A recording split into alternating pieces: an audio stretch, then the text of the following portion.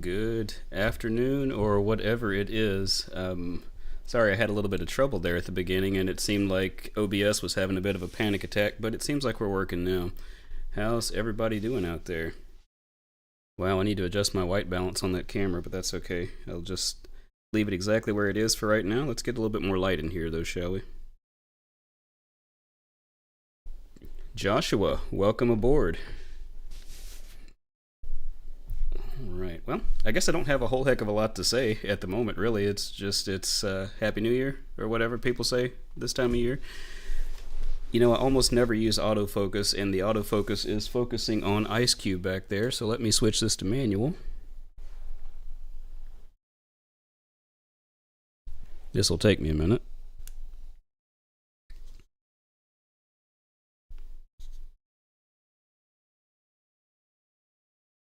Ooh. There we go. Had the focus ring obscured a bit on the camera.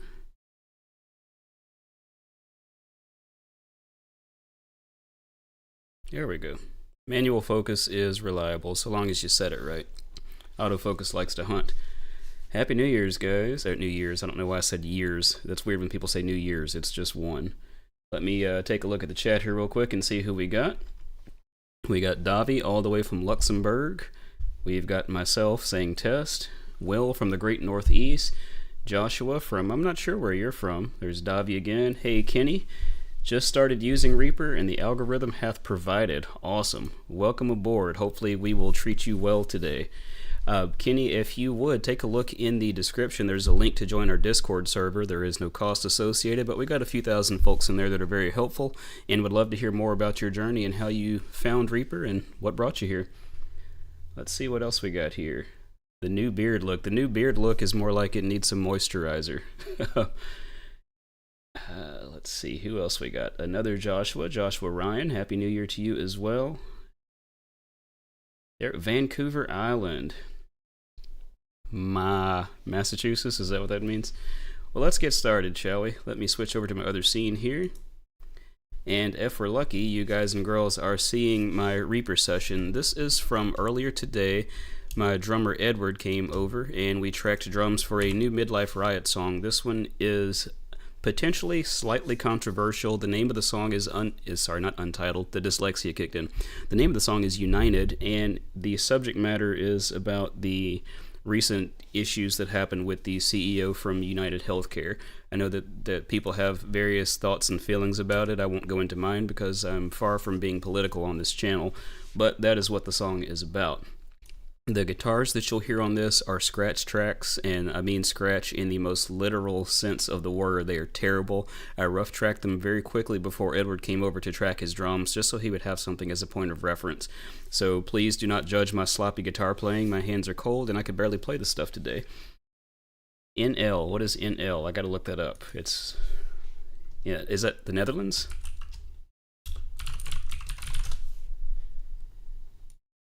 Okay, yeah, I think NL is Netherlands. Please correct me if I'm wrong about that. Well, let me give you a quick rundown, and as always, if there's any questions, just feel free to drop a comment in the chat, and I will do my best to answer questions as they come in. Give me just a few more minutes to make some adjustments to my second screen over here. And excuse me, I think I'm ready to go. So for those of you who are new to the channel, my name is Mike. Let's talk about Reaper. Normally I start my videos with, hey, it's Mike, let's talk about Reaper, but I haven't really done a produced video in probably about maybe 3 to 6 months. I have been doing live streams a bit lately, and this is one of them. The difference in this one versus the usual is my live streams are typically not announced. It's just I'm working on something and I figure I'll turn on the camera and see who hangs out. This one was a little bit more planned. Give myself a little more light here. This one was a little bit more planned, but not exactly. So I'm mostly known for doing drum editing. I have a course on Pro Mix Academy for drum editing in Reaper, which I invite you to check that out if you like. I think it's on sale for like $30-something and is several hours of content, but we're going to be running over a lot of that stuff today. I will do as much as I can on here for next to nothing. If you'd like to support the channel, you can do so by clicking the Buy Me a Coffee link in the description. You can also use the Super Thanks link in the chats, in the chat window. And I've also got a Patreon, but admittedly I hardly ever touch the Patreon, and there are no gifts or tiers or anything because I set it up not expecting anybody to actually do anything with it, and it turned out it was me that didn't do anything with it. California, that is where my wife is from. What part of California are you from, Classic Hank? I've got family from the Fresno area and Exeter, which I think is close to Fresno, kind of, sort of. So today what we're going to be doing is comping the drum performance from 4 different performances, and then we'll work on editing. We'll just see how much we can get done within a reasonable time frame. I do want to limit myself a bit so I don't spend all day back here instead of spending time with my wife. So we may not get finished, but we'll do as much as we can, and maybe we can finish up another day. I am using fixed item lanes. I have switched to using those instead of the traditional takes in Reaper. For the difference between the two, mostly from my perspective, is with the fixed item lanes, which let me show all of those and get rid of my dock for a second. When I get ready to comp, I will have a new lane that shows up at the top, and essentially I can create my comp without splitting any of the original media lanes. That seems like not that big of a deal, but the traditional takes tended to get very messy when you started comping because you actually had to split the source files, and you could end up kind of ruining some things. So another thing that I want to mention is you may notice some of these flags here. Oh, actually something I want to try real quick. Give me just a second here because I forgot the key press. I've often watched people doing live streams, particularly on a Mac, and be able to do something like this where they can zoom into something. So I will try to do that if necessary, but I don't remember what the key press is, so I got to find out what that key press is real quick. What is the option for turning on the magnifier? Looks to be the Windows key and the plus sign. Excuse me. So I'm going to test that real quick. Windows key and plus. And now I have a magnifier. So if there's something that you guys and girls need to see a bit better, since I'm on the 4K screen and so the print may be tiny, just let me know and I will try my best to remember to turn that magnifier on and show it for you. So as you can see, each of my drum tracks has 4 lanes. That means there's 4 takes. This first take is a partial because we were actually just checking levels, and I punched in partway through the song just to see how everything would sound once it was recorded. So we've got 3 full takes and 1 partial take. I've also got these green flags that are showing on both my record button and here on the right. That's because of my grouping, which if I show my grouping, I've got record arm and lead, record arm, lead, and follow for all of my drum tracks, and what that's for is I can single click one of these, and if I bring my mixer back up, you'll see that all of my drum tracks are armed or disarmed at once. I've got those groups just to make it easier for me. The other portion is I've got a second group with media, razor, edit, lead, and follow activated. What that does is I've got my tracks grouped at the track level instead of having to group the individual items. That way, whatever I do to any of these, like if I make some edits on the kick track, it's going to affect all the other ones, so it allows me to slip edit and manipulate my waveforms across all my drum tracks in one shot. I guess I've probably spoken enough, so let's start at the top and let's just take a listen to take 4 and see what we've got. Once again, my apologies for my sloppy performance on the guitar. It is what it is. There's no bass on this, there's no vocals. The primary objective was just to get scratch tracks so we could get the drums recorded and then go back and record the others. So let me mute my mic real quick and let's give it a shot.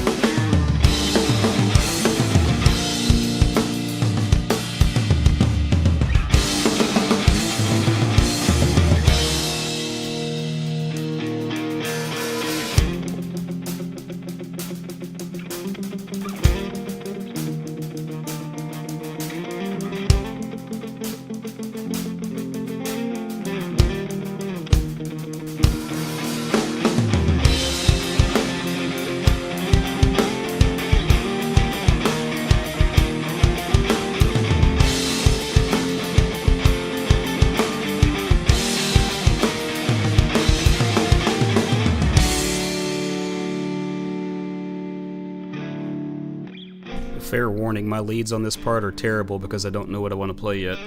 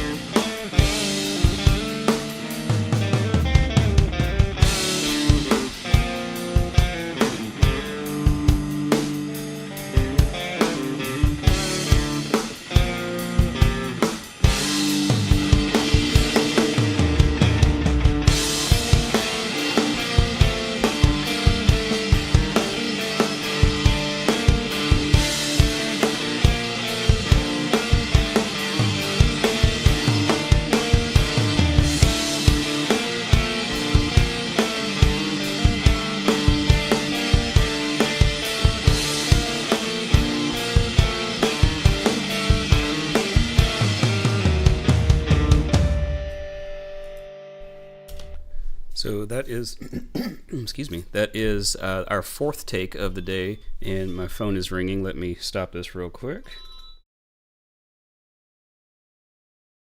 I'll just send him a text.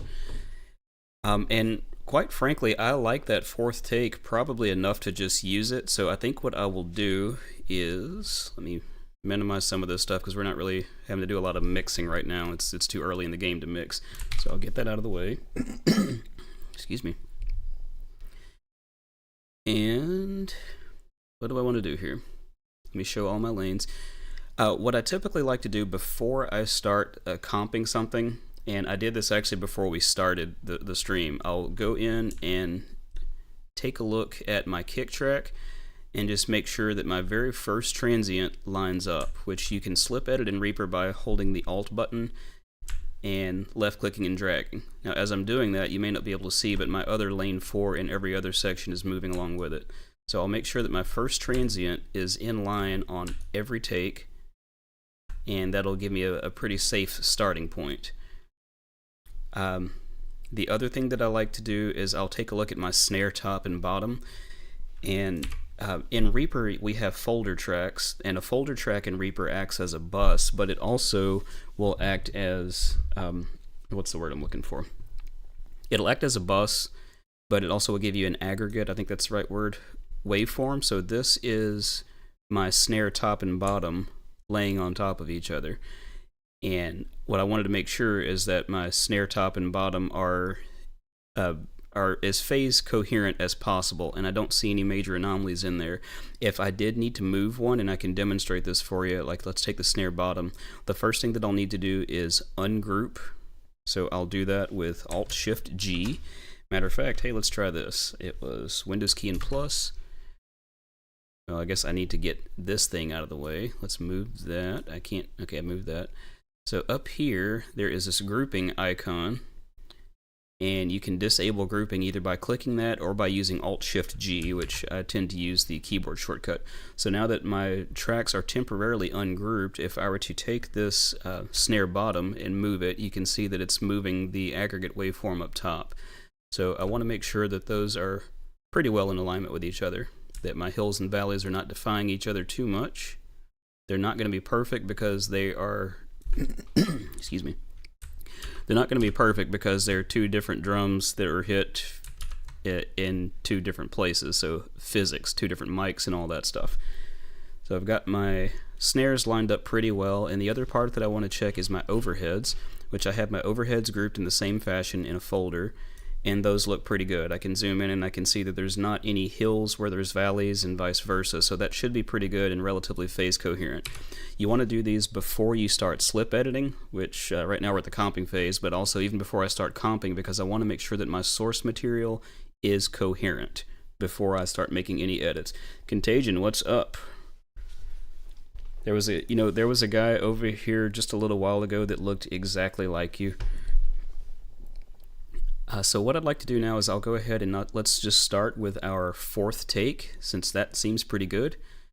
I'll right click that, go to comping, and comp into new empty lane, automatically creating comp areas. So what this has done is it's created a comp, which is essentially all of the fourth take. But now that I'm in comping mode, I can draw over any of these other lanes. And give me just a second, let me catch up in chat here. Yes, Kenny, comping is essentially you are taking different parts of multiple performances of the same part and creating a compilation or a composition, whichever word you want to use, to make it seem like one contiguous performance. Let me save this real quick and I'll pull up another project and show you. Let's see here. Let's do Prayers for the North.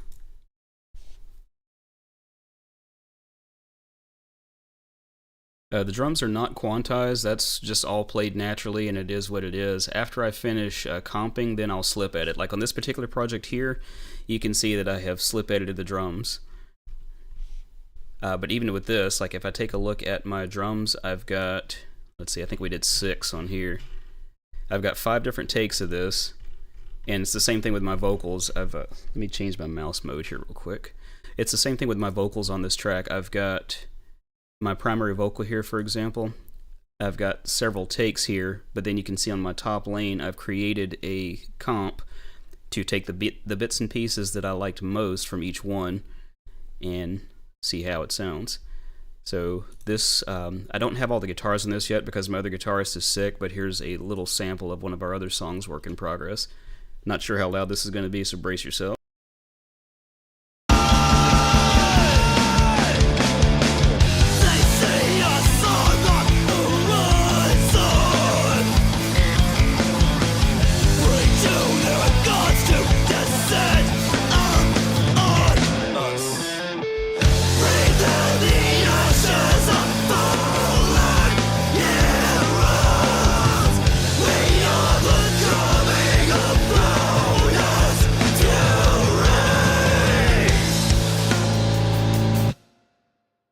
So essentially we're looking to do the same thing with this other project. Is we will make a compilation or a composition or whatever the right word is. I might have to look that up because I'm not sure, but I want to comp these drums and get that all tightened up, and then we'll each come back and record our own parts on top of that.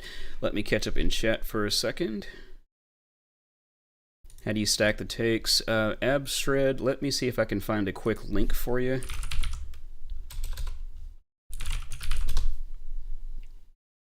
But essentially, with what Davi is saying, by using fixed lanes, I've got a,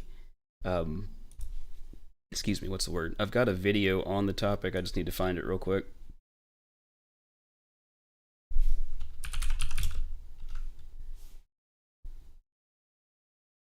Tracking multi-mic instruments and Reaper with fixed item lanes. I think this is probably the one that you need.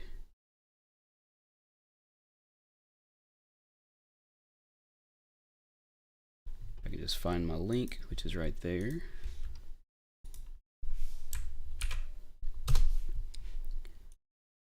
Absred, if you would take a look at that link that I just posted into chat. When you record on loop, I think it just depends greatly on how you've got it set up. Reaper has a lot of options, and you may have it set to do traditional takes. You may be overdubbing. It just depends greatly on settings. That might be something that we would be better served taking that offline and discussing it on Discord. That way you can share some settings and screenshots, and either I or one of the other members of the community can help you get it set up however you'd like. The loop recording is a little bit different, but in this case, like the reason that I've got all of these different takes is because we literally just recorded through the entire song 4 separate times.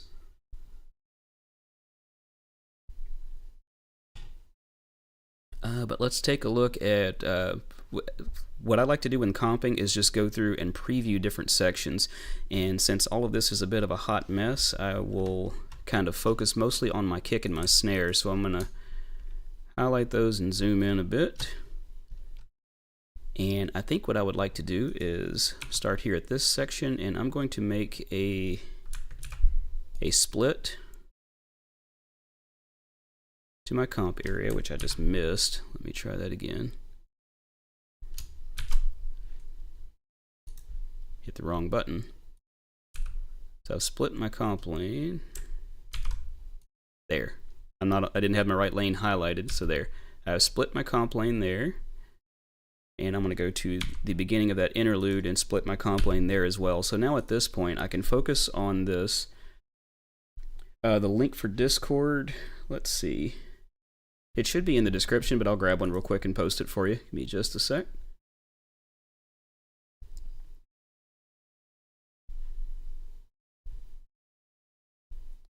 And again, folks, nobody is required, but if anyone wants to support the channel, feel free to throw me a buy me a coffee, which the link's in the description for that. Or you can click super thanks in the chat session, or you can just hang out. Now, why did my link not copy? Let me try that again. Invite people. Edit my invite link. Expires. New one.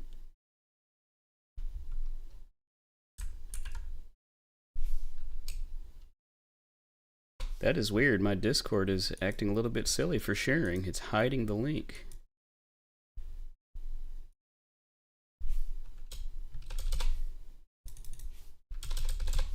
Interesting. Well, if you would, just take a look in the description. You know what? I guess I can look in the description myself and just pull it out from there.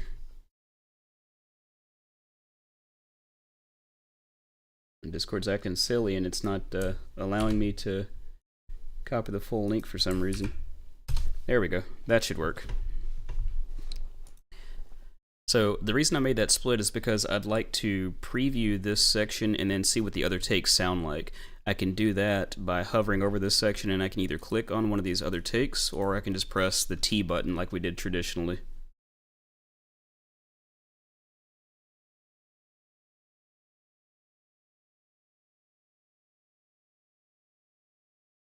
Alright, let's see what we got here. So let's preview some of the other takes. I think that these are all going to be very similar.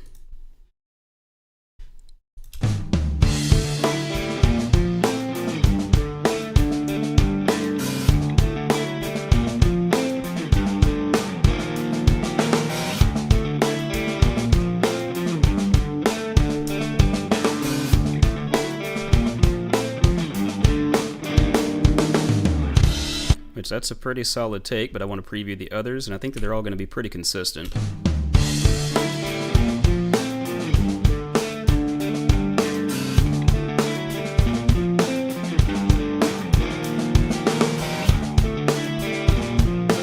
Now there's some definite timing issues on that one, so I kind of don't want to use that one.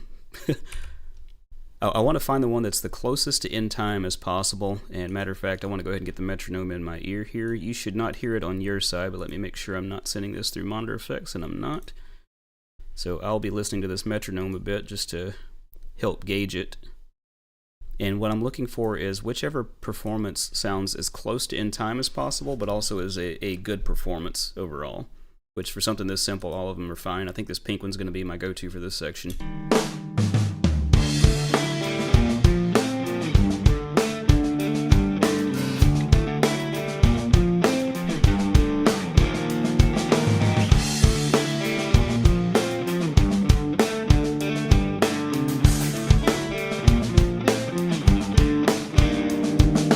One thing that I want to check is I want to take a listen back to this first one and see how he does the turnaround at the end of that first verse.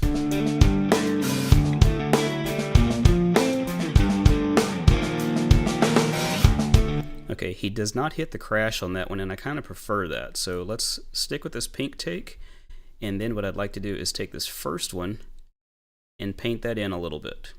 I need to turn off my, what do you call that? My snapping, because I don't need that to be perfect.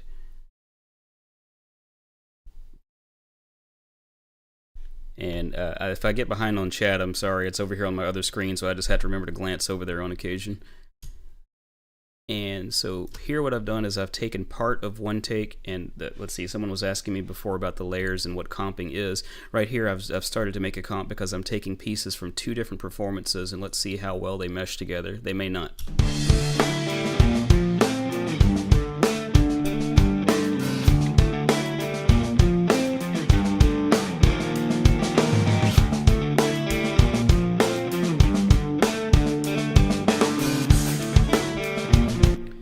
Okay, so that works for what I wanted right there. I want to take that crossfade back a little bit further, and I may want to take this back some, so let's test that.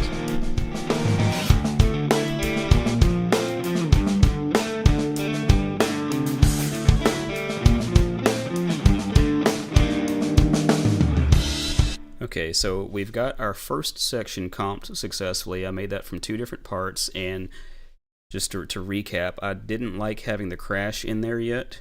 So I took a part from a previous take and just kind of merged the two together. Next up is our interlude. So I'll grab this section, and we will split our comp lane again, and we'll preview the different sections there.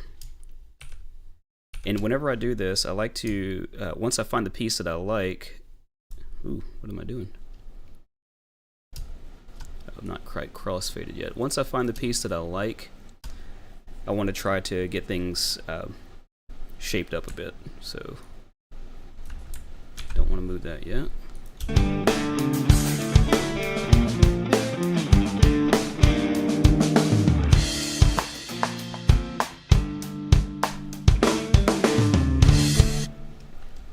So we got a little bit of timing issue there.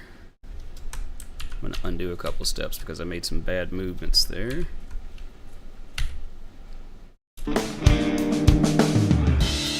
I have to remind myself to not start slip editing before the comp is done, so you'll hear some things that are out of time, and that's just human nature.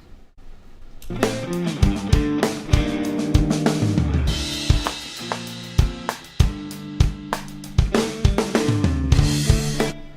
think I may just stick with this pink one because it works.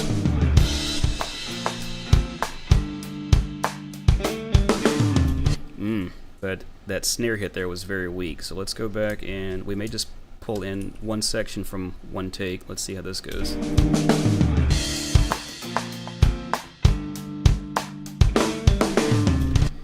So let's go with take 4 until we get to that turnaround.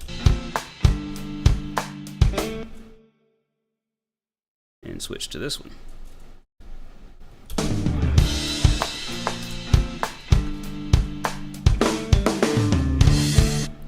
And that works pretty good. Let's see.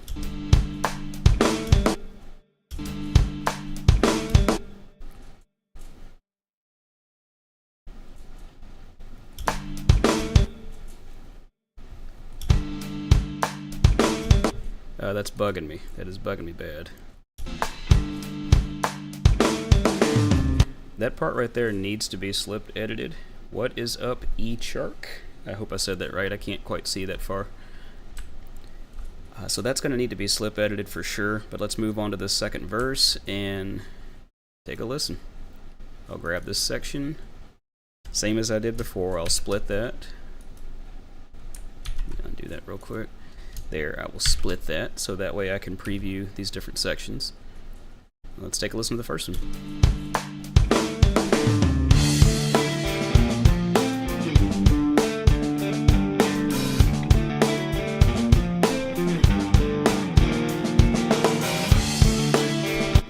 I remember when we were recording this and we talked about it, we tend to debrief after each take and see what we liked and didn't like, and I wanted that crash to not be there, so let's go with the pink one again. I think that pink is going to be our closest one on all of this.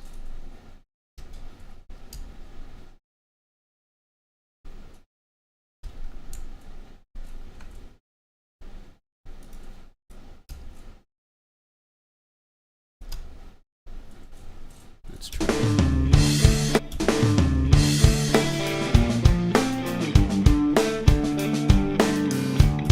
I've had no issues with my Windows 11. Now, this was a clean install and a clean build, just a PC that I built myself, so since it's self-made, it's very nice to not have a lot of bloatware.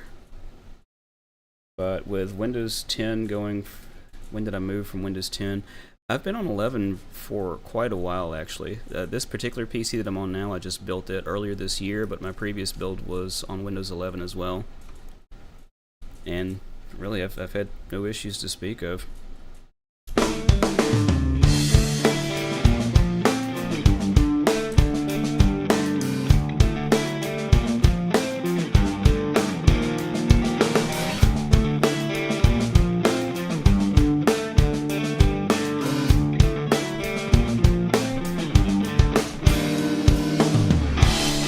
I like that performance. We talked about it and wanted to keep this pretty subdued and essentially build this song up in sections and not have it too busy until some of the later parts. I do want to audition some of the other takes for the turnaround at the end, so we'll try some of these.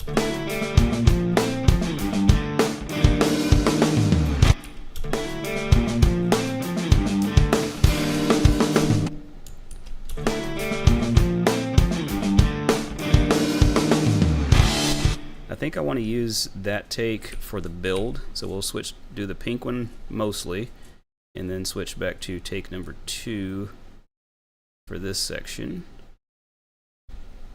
which that's going to be slightly out of time. So again, you're going to hear what's going to essentially, oh sorry, I'm just now realizing that I'm doing a lot of work underneath the chat session on the video, so I'll try to remember to keep most of my movements over here on the left side of the screen. But you're going to hear some things that are out of time because I'm pulling from 4 different takes, and there are some slight timing differences between them, but we'll clean all that up later. The objective for right now is just getting a composition that we like.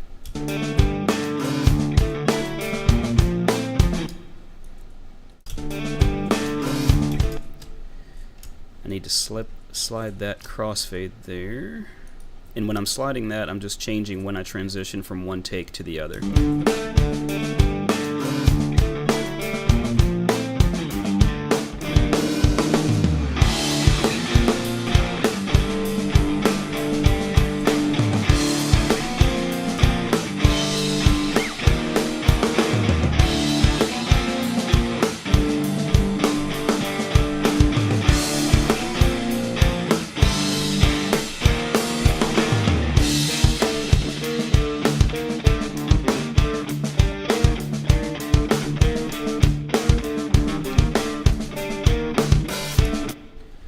Really, I'm liking that as is, but there were a couple of things that he did in some of the other takes that were really cool, and I would be doing myself a disservice if I didn't at least check them.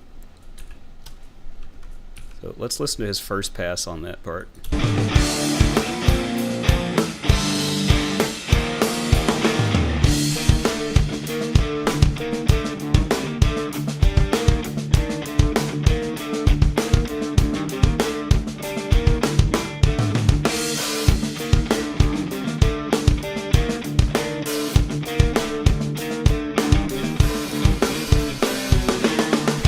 See, I like that, but I'm not sure how I feel about the inconsistency in there.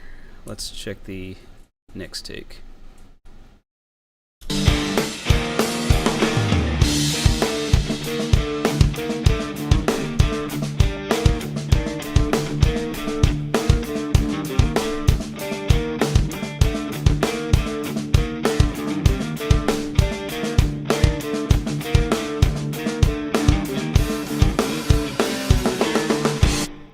That one sounds fine too. Let's check the next one.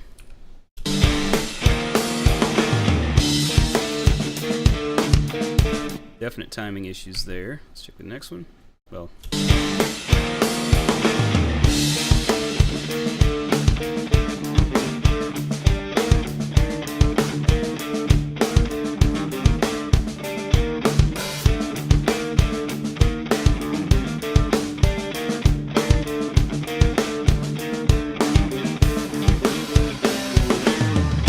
I think I may as well just stick with that pink one because it sounds good, but let's see.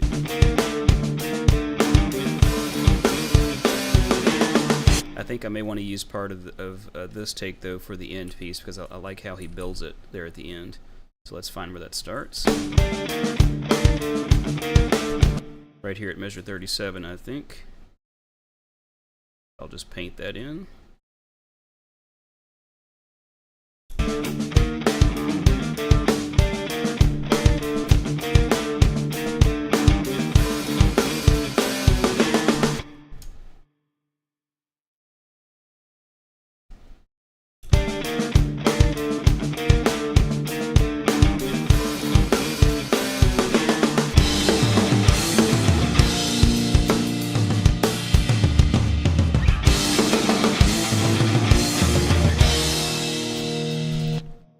check some of the other parts for this and see what we had.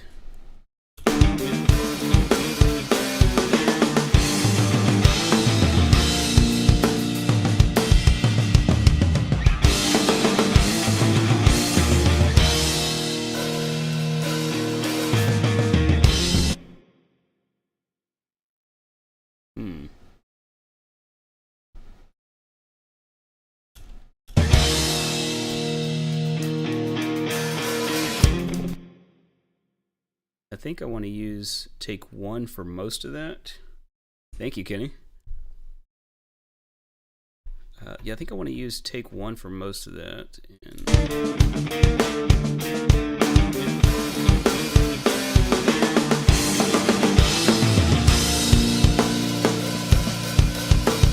And maybe it wasn't 1.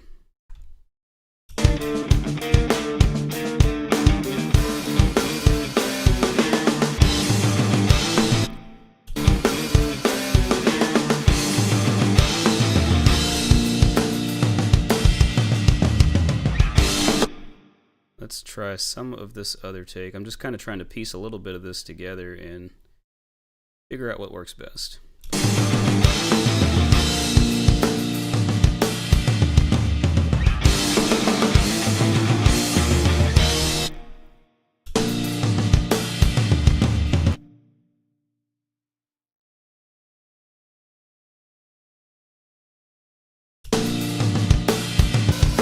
Nope, that doesn't work.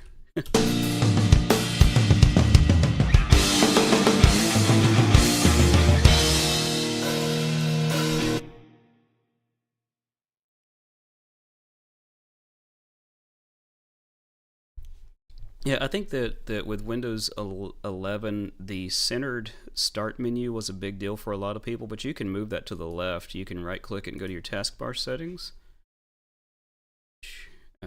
Let me find it here.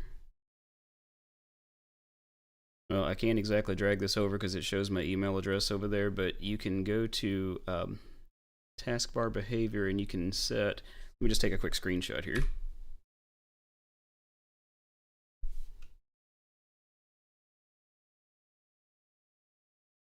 So hopefully you can see this here, but you can go to your settings and you can change your taskbar alignment. The center is the default, but you can move it over to the left. Of course, you can take everything and move it to the left side completely, like sidebar, or you can move it up top if you prefer it up there. It's configurable. I think this was something they added later because in the initial release it was centered and everybody had that same WTF moment like they had with Windows 8.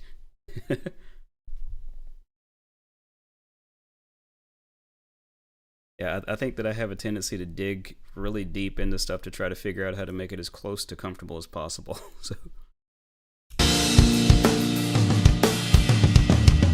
Now, there's some timing issues there, but again, we'll fix that a bit later. I'm just looking for the composition for now.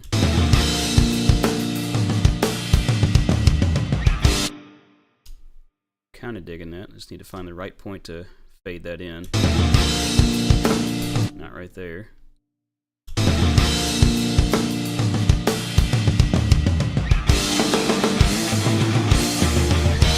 And I think I want to bring that pink one back in there.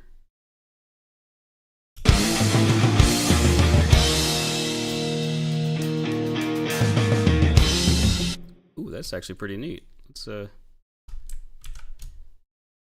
I'm on the wrong lane. Let me try that again. I like those toms coming in there, but I didn't want all the noise in between, so I'm trying to get that close to perfect.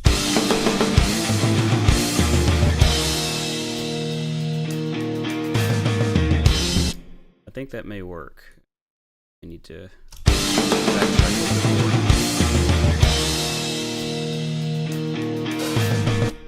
more. It may not work. Unless I start it right there at the top of that measure.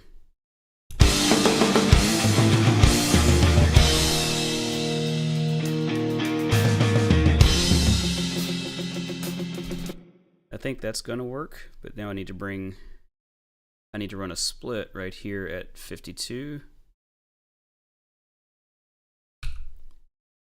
Which didn't mean to do that. There we go. Got to make sure I'm highlighting the right thing, and then switch this to the other take, which that's going to be messy, I think. And it's messy because there was a kick out of place. Let's try that.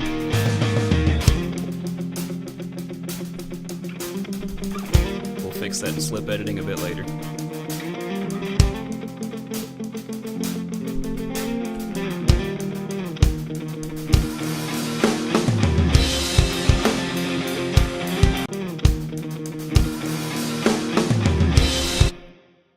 I want to take a look at measure 67,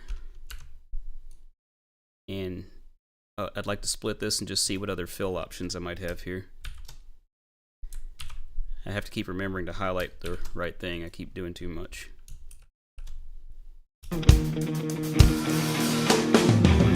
Nope.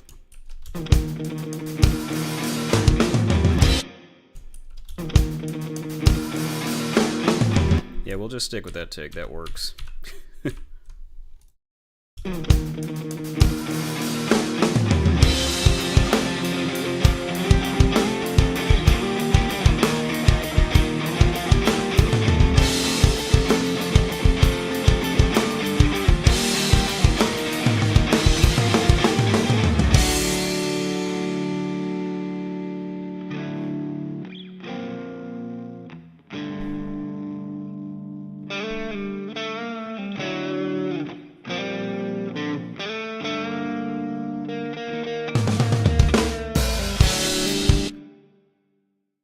I think that I'm probably just going to stick with this fourth take for the rest of the song, but I also want to see if I have something where he doesn't hit that hat at the end of that fill.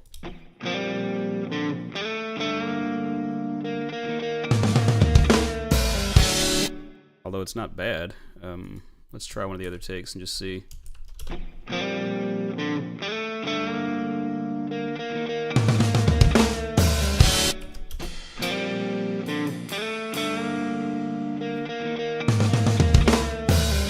So he does that every time, which is fine. We'll stick with that pink one. But I did like a little bit of the ride work in one of these. Let's see if I can find it.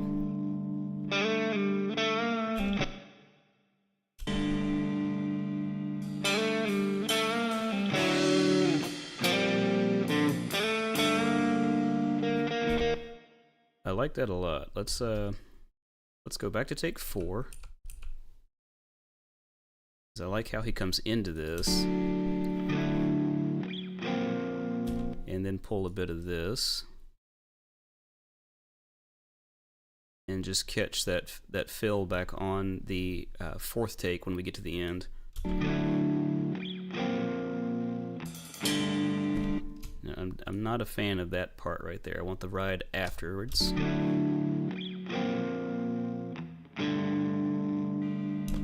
You can still hear some of that ride from the previous take, so I've got to find the right place to get this crossfade.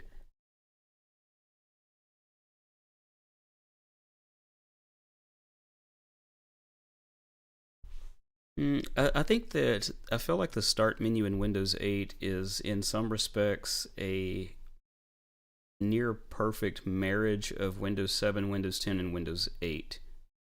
Did I say Windows 11? Well, Windows 11 is the marriage of all of those. So we don't have, you've got some semblance of the tiles like what you may remember from Windows 8, but also you can click all and get the traditional program menu here. For the most part, though, I mean, I'm a big Linux user, so I tend to just, like if I want to run Affinity, I just type AF and there's Affinity, almost like using the launcher in KDE for Linux or Spotlight on Mac. You can just type a letter or two of what you're looking for, and it usually comes up. Of course, the handful of programs that I actually use are down here. I think that may be a pretty good comp there. Let's see.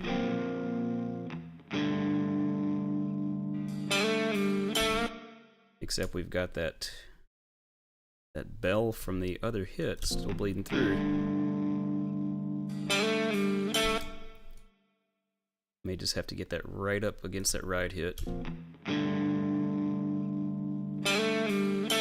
Yes, I think that works. Let's try that.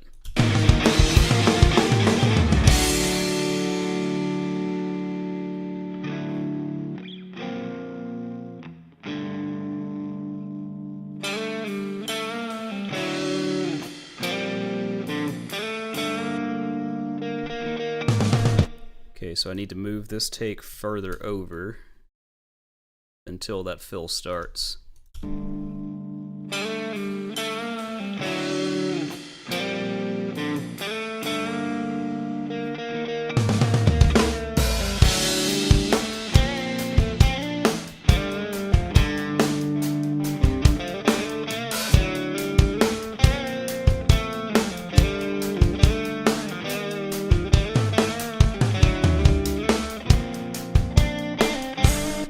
I can say with a great degree of certainty that I'm comfortable keeping this take for the rest of it, but then again,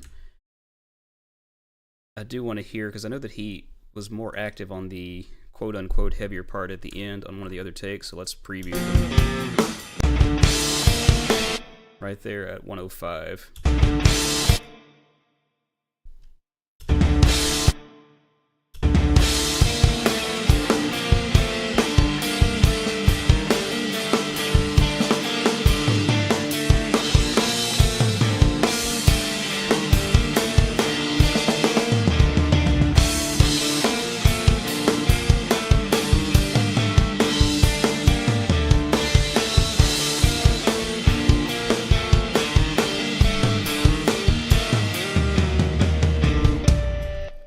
I kind of like that a lot, actually.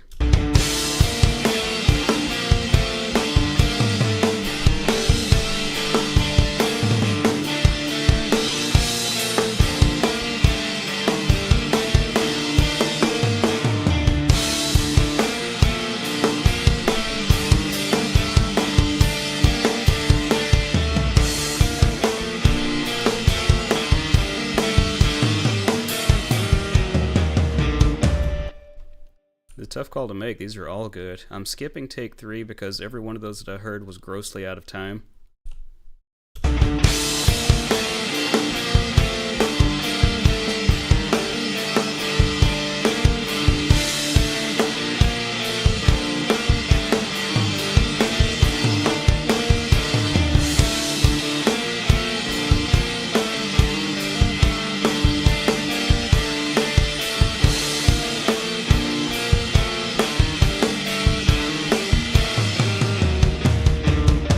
I think maybe a combination of takes 1 and 4 would be ideal here.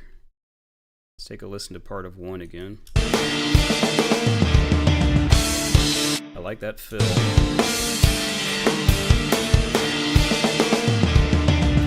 Let's try take 4, and we'll paint in some of take 1 there. And just see if it actually works. It may or it may not.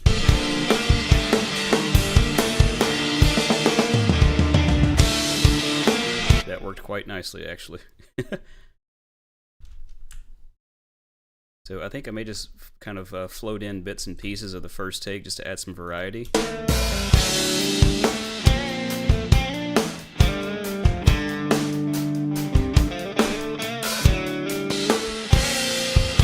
Okay, that take 1 there was all ride. I think the first time we did it with ride, but we ended up taking it to doing closed hats and ramping it up a bit for each of the 3 builds. So let's try 2 for here.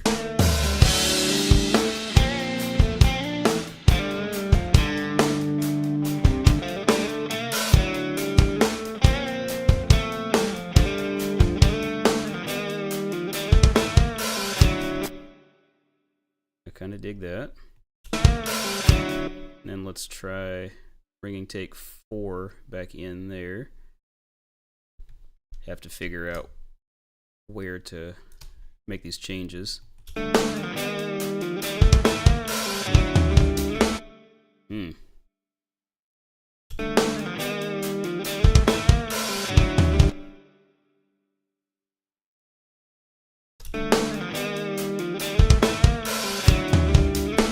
that doesn't work.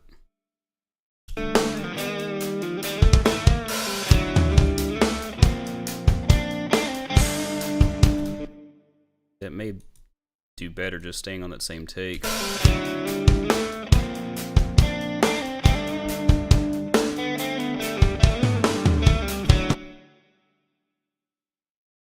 Yeah, I think I may switch to take 4 on the second build.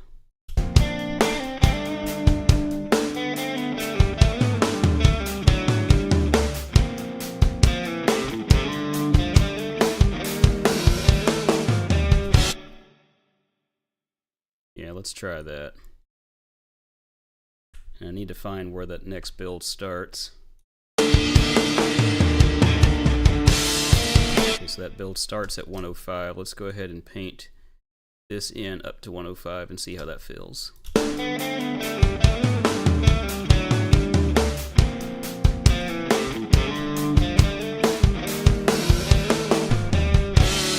This song is like a whole vibe. I can't wait to track vocals on it. I think when I get ready to, I'll probably live stream that. That was a lot of fun on the last song.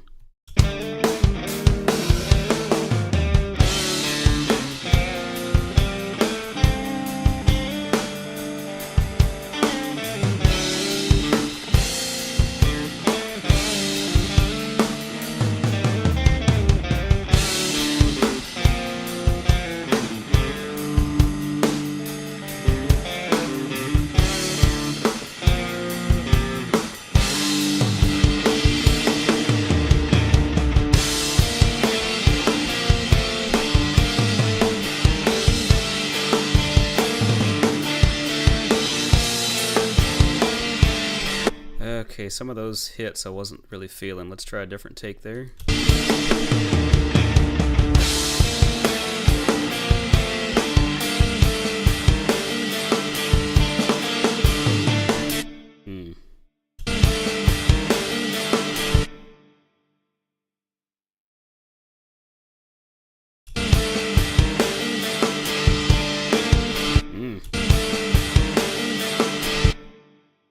Cymbal hits don't match up.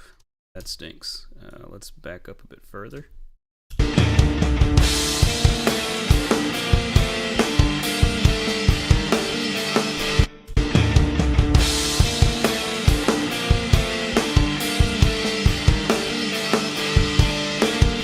Sounds like he was articulating the bell differently on these different takes. Let me see what number 3 has to offer.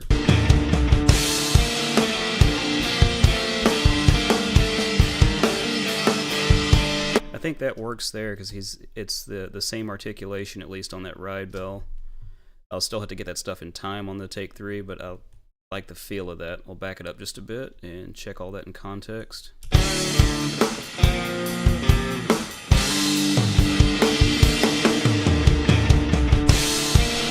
This was played to a click. Essentially what we did was I tracked the scratch tracks on the guitar this morning. Let me scroll down a bit so you can see. Well, actually I deleted the tracks, but I had a drum monitor track and a click source track. I use this monitor mix thing, the Q-bus generator, to create a, what's the word I'm looking for? Create a track that routes to one of my outputs that goes back behind my drum kit, and he plugs his in-ears into that, and he can control his own mix and hear what he needs to. So he had a click, but I mean, it is what it is. I think with the different takes, the slight amount of drift between the takes is why I ended up having to go back and edit after the fact. Let's see how this works. I hope I answered that and didn't just dance around the question.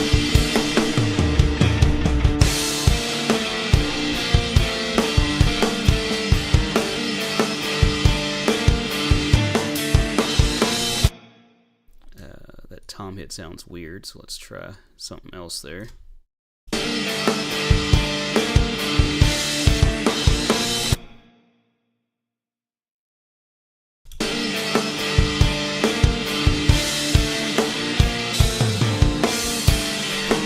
Oh, well, I guess it's got an organic feel because that's just how we write. I will play for you guys in just a minute how we did this live. I say live, but just as we wrote it, like we've got the what's the word? Just when we're practicing and writing, sometimes we'll track straight into the computer, but in most cases we just set up a cell phone or a field recorder and go back and listen to it. So we write organically. That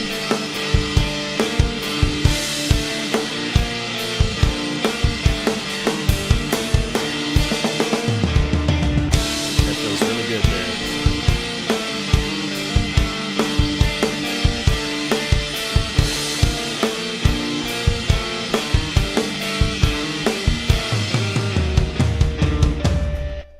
I think the comp is done. I'm going to go ahead and turn off comping. switch this to single lane, bring my mixer back in, and give me just a moment here.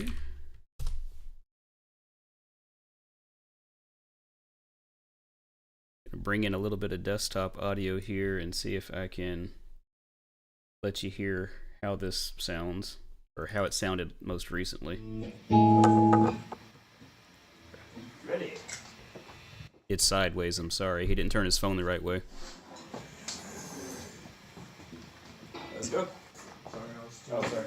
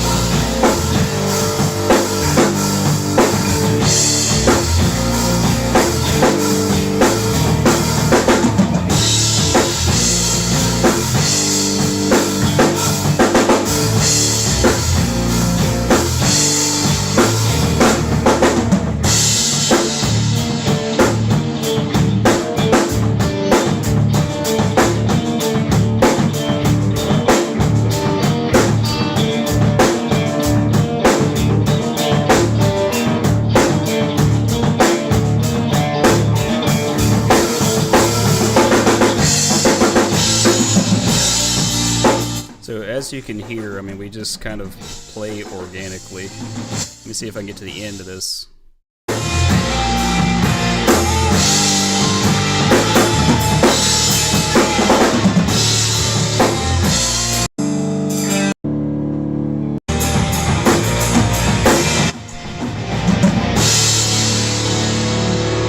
I like this part, so I want to hear it.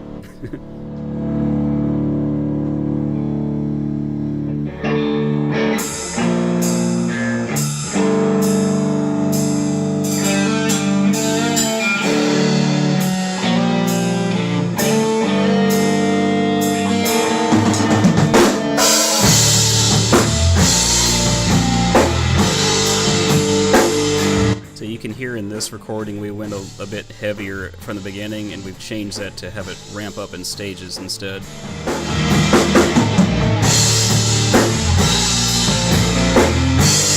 I also didn't like having that crash every turnaround.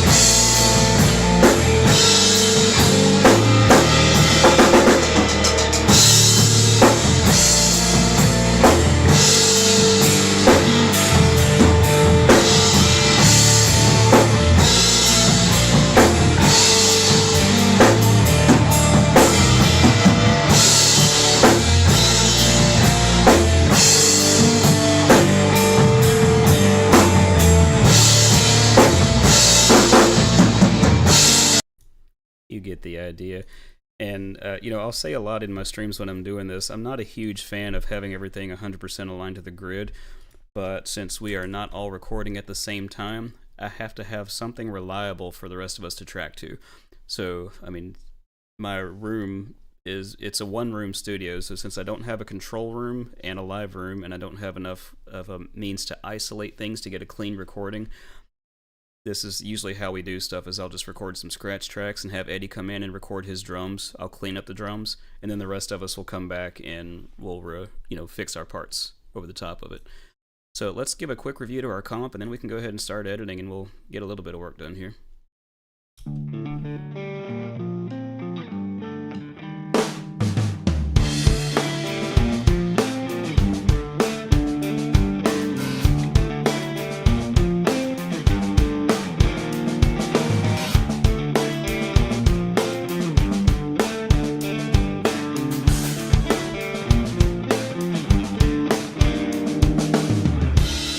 Sounds so weird without bass.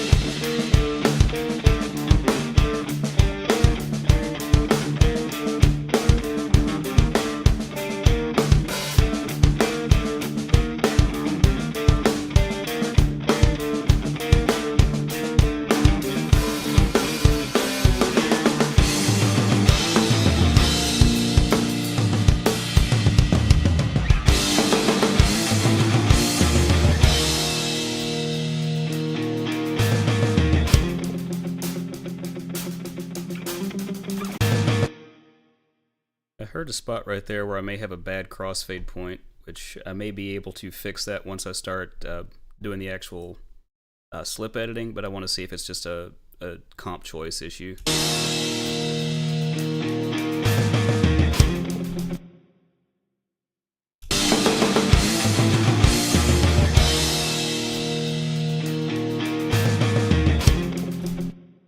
Yeah, I think that'll be fixed. Well, I see what it is there. I think that'll be fixed with the slip editing.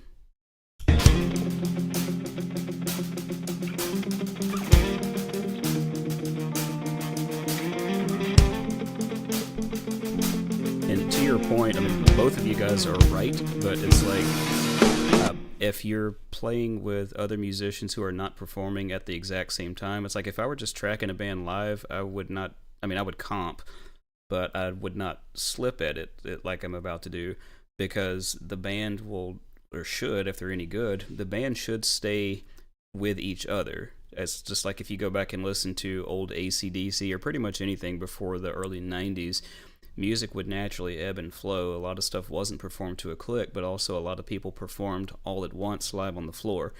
So whatever ebb and flow happened, the band was doing it all at the same time, and it just worked.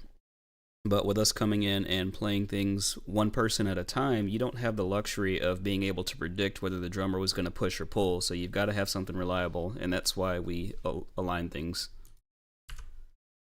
I don't go and edit every single hit, but I edit in larger groups to make sure that it preserves the groove and is relatively tight so that the next person coming in can perform their part.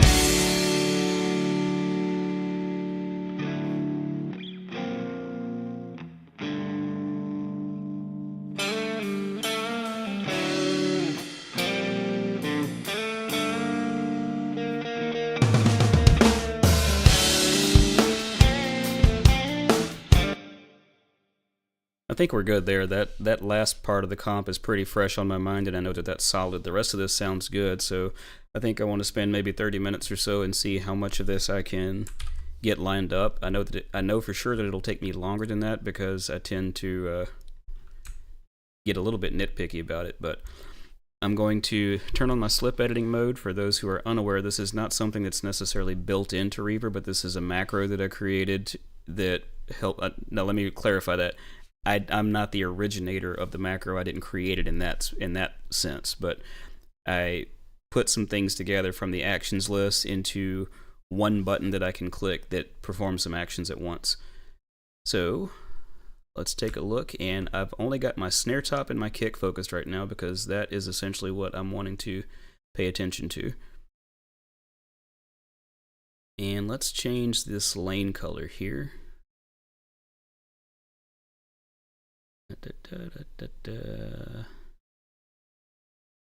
Trying to remember how to do this because I don't want to mess this up. I just want to change the color of this one lane. Track color, not the track color. I probably should leave it alone because as long as these are a different color like that, that clearly indicates to me which take it is, so I'm not going to worry about the color.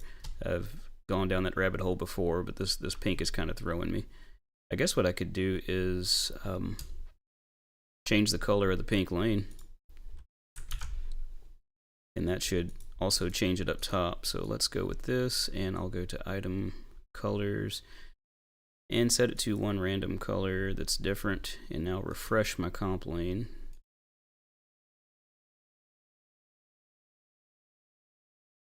I cannot find it. Oh, refresh out of sync. Interesting, it didn't change anything.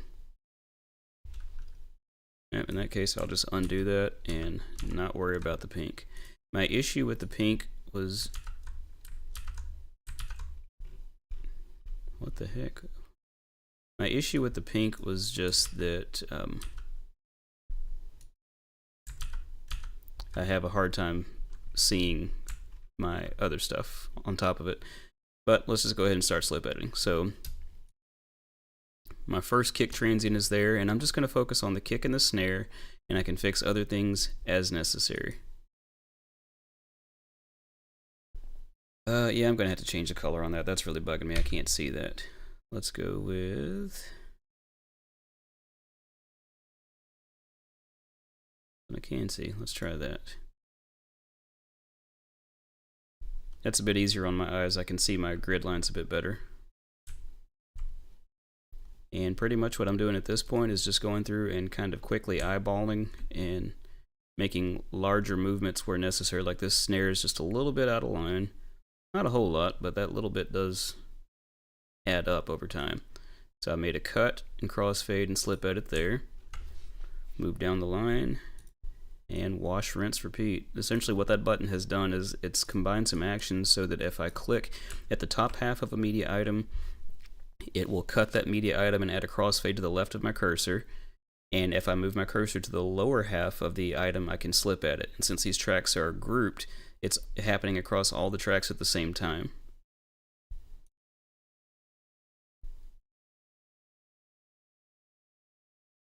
Like in this case, I cut on my kick track, but my intention was to move this, which looks like it's a hat hit, but it's picking up in the snare top mic just a little bit, and I saw that and just wanted to move it. It doesn't matter which one that I click or which one that I slip edit because it happens to all of them at once. And what I want to do is just tighten these grooves up to where they're a little bit closer in line. And the problem is, in some respects, that as soon as you make that first cut in slip edit, you've got to finish the rest because you've already pulled the rest of it to some degree out of time.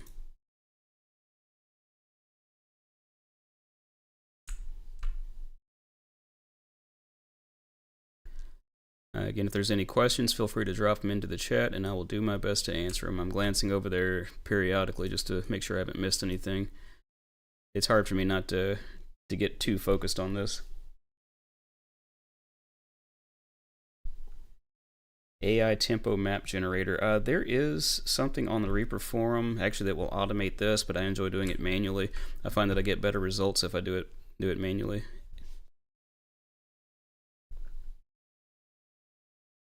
But I think I see what you're saying. It'll take something that was not necessarily played to a click, but it will warp the grid to match the performance automatically without you having to make those markers yourself. Is that what you're saying?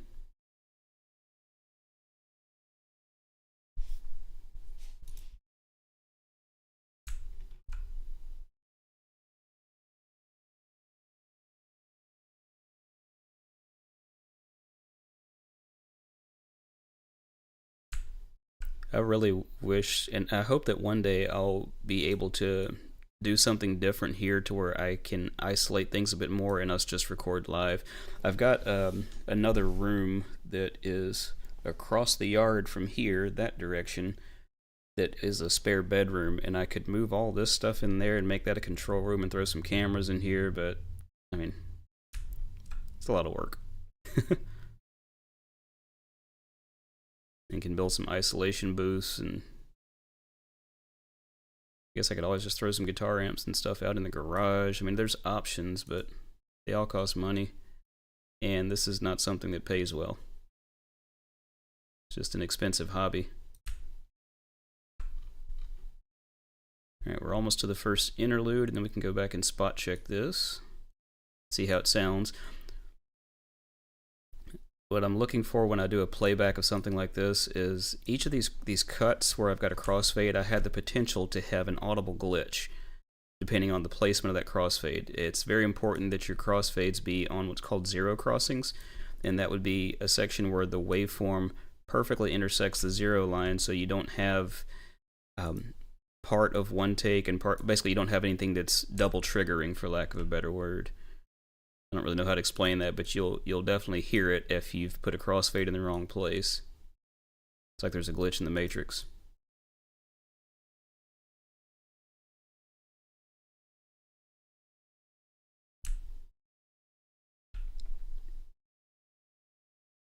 That would be pretty cool there, Christopher.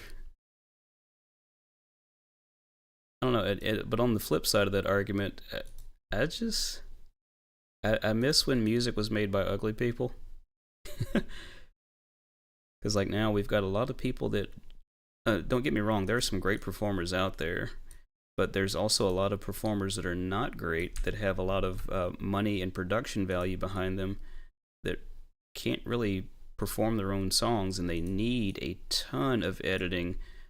Like all the stuff that I'm doing here, this is for the recording, but as you saw and heard, we can definitely play the song live without issue.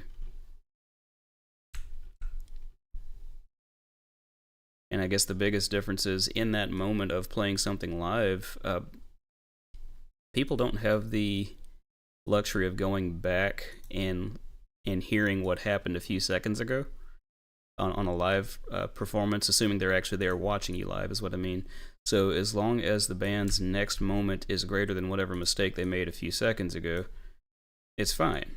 But with a recording, people can continuously go back and scrutinize things, and just want to do my best to have a good quality product that is technically sound, but also organic sounding, if that makes sense. A nice hybrid. We're not perfect people, so we don't make perfect music. And I don't want my music to sound like it was done by an AI tool.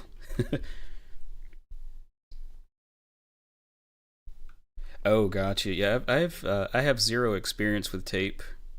I'm very curious. I love that video of Steve Albini watching him edit with tape, and it's fascinating. Because, like you were saying, that he was not doing fine edits like this. They're taking larger blocks. Like if they wanted to punch in another take, they would have to literally take a piece of tape, cut out a section, and add a section from the other tape that has the take that they want. A lot more labor intensive. I'm guessing at that one. I may be wrong. I've got my, you may be wondering why my waveforms look like that. I've got it set to spectral, because that helps me to better see transients, particularly like on guitars and stuff. If I'm looking at a DI, I can easily see, or I won't say easily, but I can better see where note changes were by the colors in the spectral waveforms. Whereas if it's all gray, I'm just guessing at it. Hey, my son-in-law is playing Marvel Rivals. It just popped up on the screen. Okay, so we're up through the interlude. Let's go back and take a listen to this. I'm going to switch to my normal editing mode just to make sure I don't accidentally mess up anything. Take a listen.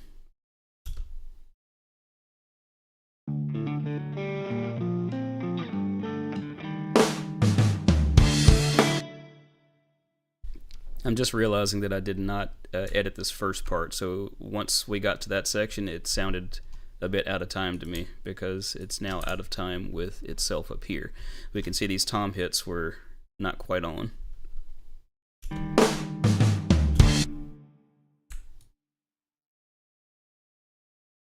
Just do a very minor edit there. That should be good.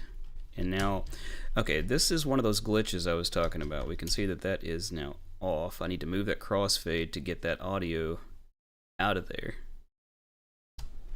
We would have heard that for sure.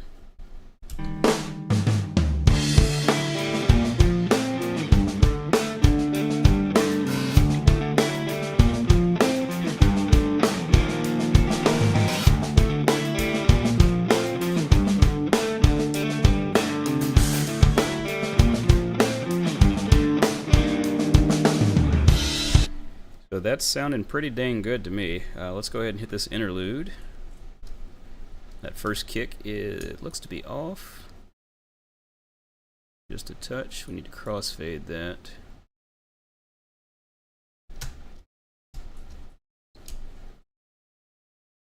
And this is where the eyesight issue comes in again with that hot pink. Let's get that kick lined up there. This section should be pretty easy to do.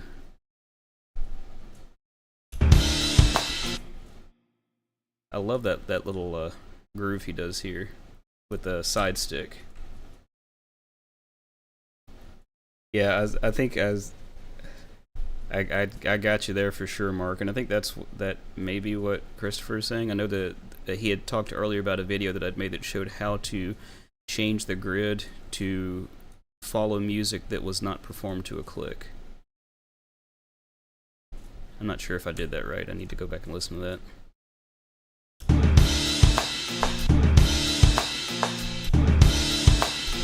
Okay, that's good.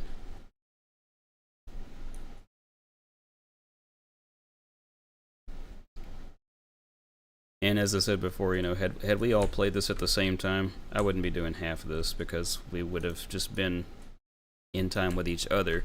And in that moment, I have no concerns for the grid as long as the band is together. But it is near impossible for us to come in and overdub other parts reliably if we weren't playing with the drummer at the same time.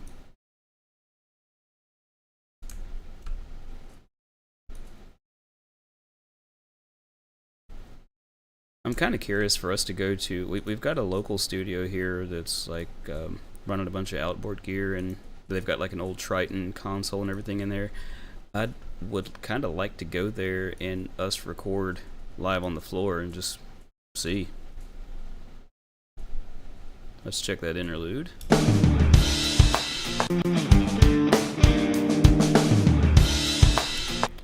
not sure if that kick, something sounds funny to me there. I could be wrong. I'm going to turn up this click in my ear.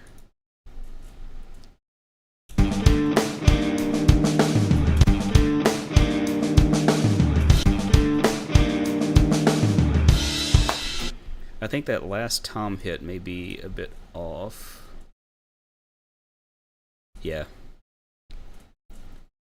I need to slide that back a bit. It's not off by much, but it's enough to where I could hear it, which means it's off enough. That's better.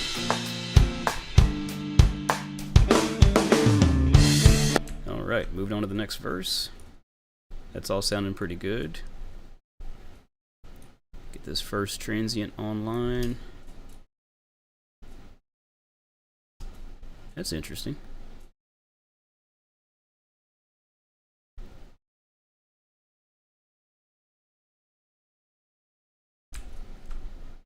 It's funny, I ended up actually slip editing my guitars on this, again, since I did a rush job doing the scratch tracks for him to be able to come and track drums to this morning. I wanted to make very much sure that it was tight enough to where he didn't feel like he was having to make a choice between whether to follow the guitar or to follow the click.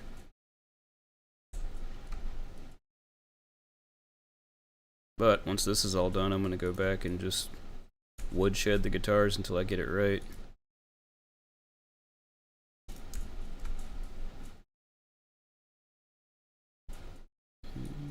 Looks like a little hat hits there.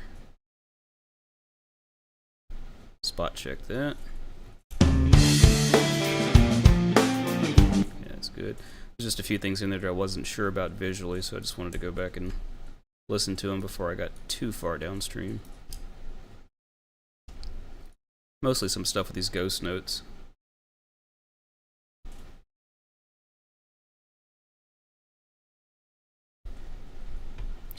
Yeah, and that's just it. It's like everybody feeds off of each other. So somebody's got to fall on their sword and go first. The way that we typically do all this stuff is scratch guitars, record the drums to the scratch tracks, and sometimes he'll have me to throw some vocals in there too, just to help him keep pace if it's a relatively new song. Get the drums cleaned up, and then we all come back and do our parts. The last song we actually did bass and guitar at the same time, which was kind of nice.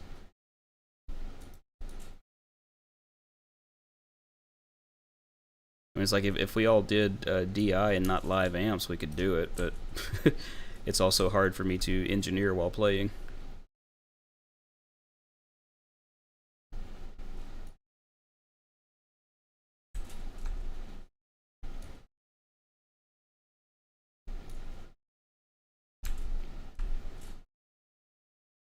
And you know, even though those automatic tools exist to do this for me, I don't know that I'll ever switch. I just truly enjoy this process.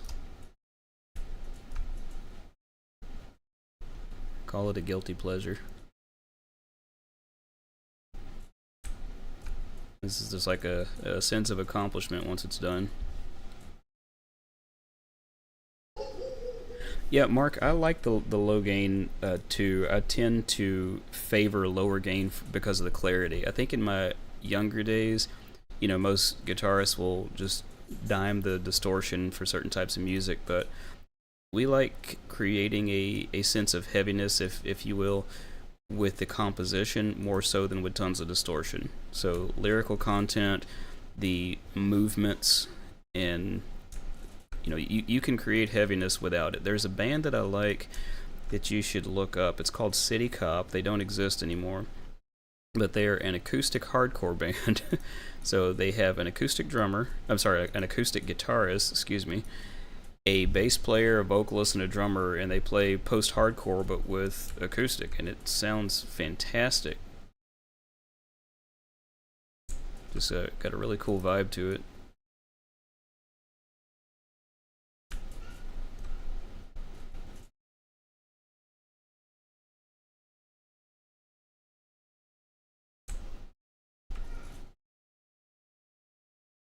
I think I hear grandkids in the other room.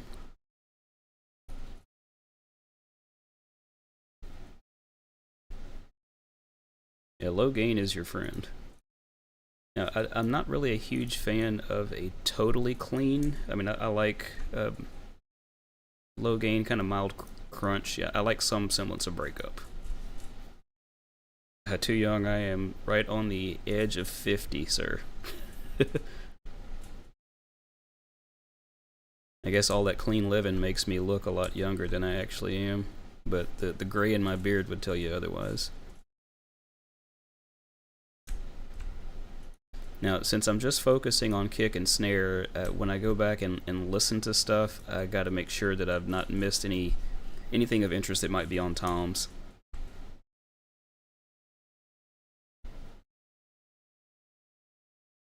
My youngest is 21.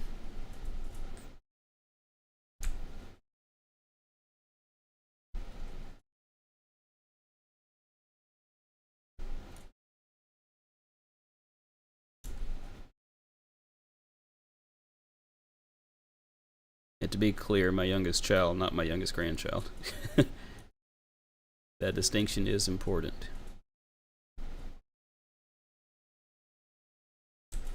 Oh, these colors. Let me change this to something else because that I cannot see that.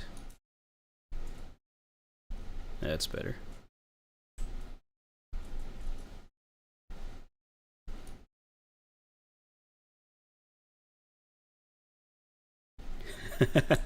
I'm my own grandpa.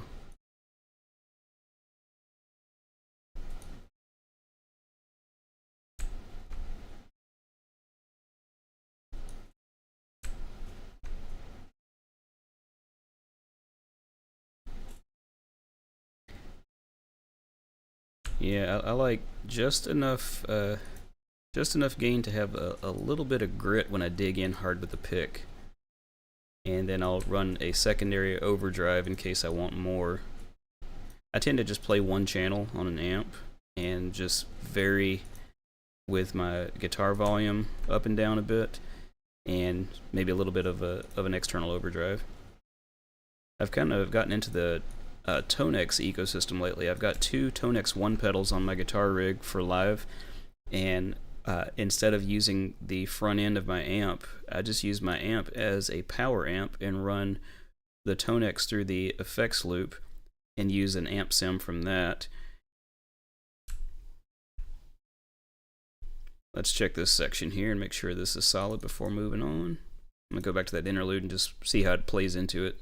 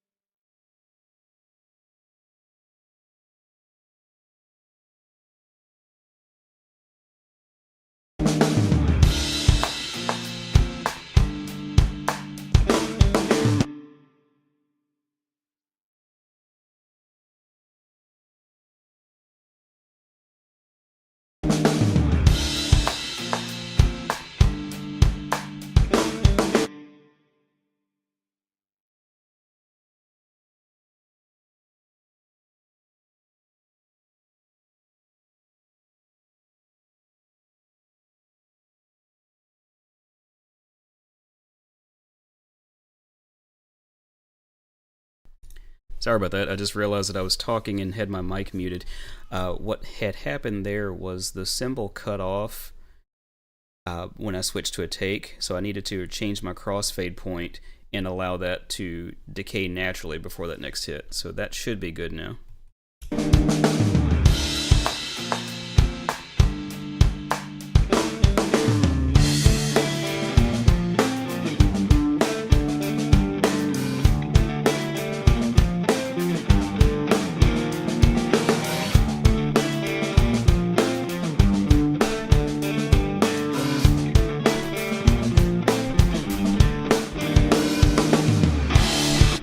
Alright, we are ready for the first pre-chorus. Let's see what we got going on here. This first transient lined up and move this crossfade a hair.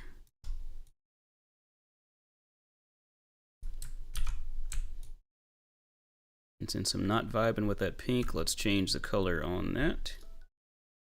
What I'm using for my color, I don't remember what it's called, so now I gotta find it. Rhodilab color palette is what I'm using for this, so I can pick one of these items. I hit the letter C and I've got a palette that I can choose from. So I just need something that I can clearly see the transients on. There we go. Oh, it is totally fine, Christopher. I appreciate the conversation, and I'm sure some of the other people do as well, because sometimes I know for me, I'll get locked into doing this and not paying much attention to the chat. So you guys are free to talk about whatever. I just tend to glance over there once I see some movement to see if it's a question for me or something I can answer. But hey, you're still on the topic of music, and it's whatever. It's good conversation.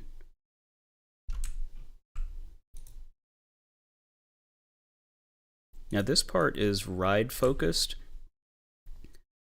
I'm going to trust that that ride is hitting where it needs to, but still just continue to stick to my method of hitting the kick and the snare first, and then making micro adjustments of other things as necessary. He tends to be pretty well in time with himself, but the performance overall may drift a bit, so typically when I make small movements, everything still lines up just fine. On rare occasions, I may need to decouple one track and move something, but when you do that, you got to be really careful, because that something that you're moving was likely also picked up in the overhead and the room mics.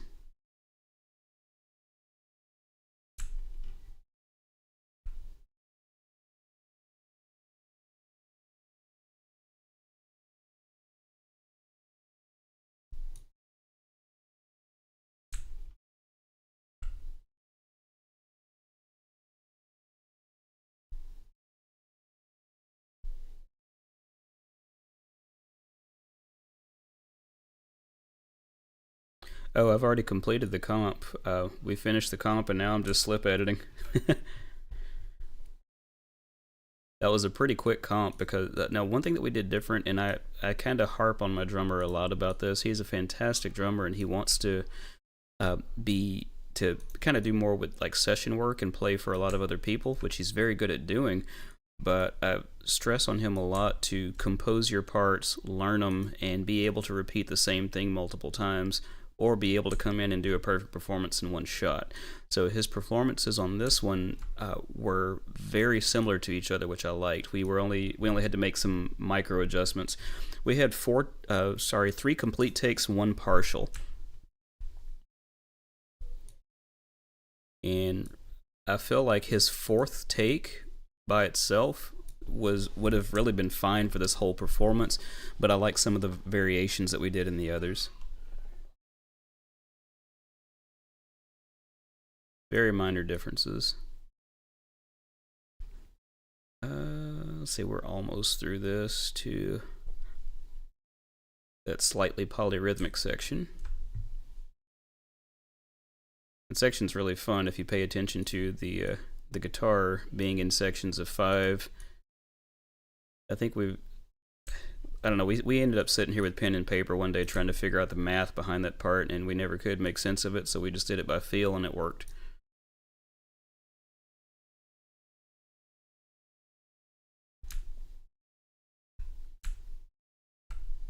But as for the takes, yeah, I've got 3 full takes and 1 partial. I do have room mics. I've got a couple of Golden Age Project FC3. Those are large diaphragm condensers, which I can let you hear those. Here's the room mics. I've got it running through some compression. Let's see here.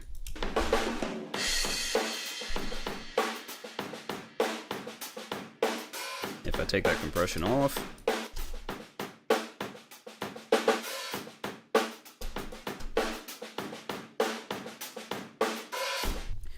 as for how that affects the edits and comps, it really doesn't, because I'm moving everything at the same time. So all of my tracks are grouped. When you see me moving the kick or the snare, I'm moving everything because they're all grouped.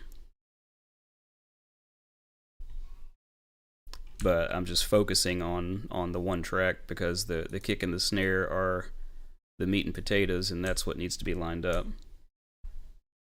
It is insanely important that you group your tracks at the track level.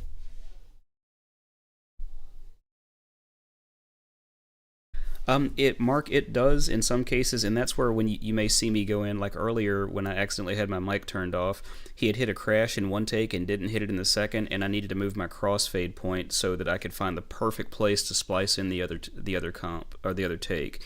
I make my first decision just based kind of on what feels good there, and then I'll go back and fine tune the comps because I may need to change when I move these crossfades.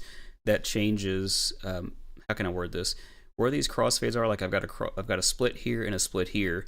This section in the middle, and I'm going to mess something up here for just a second. This piece is now a complete copy of the entire take. So if I slip edit that, you can see I've got everything in here.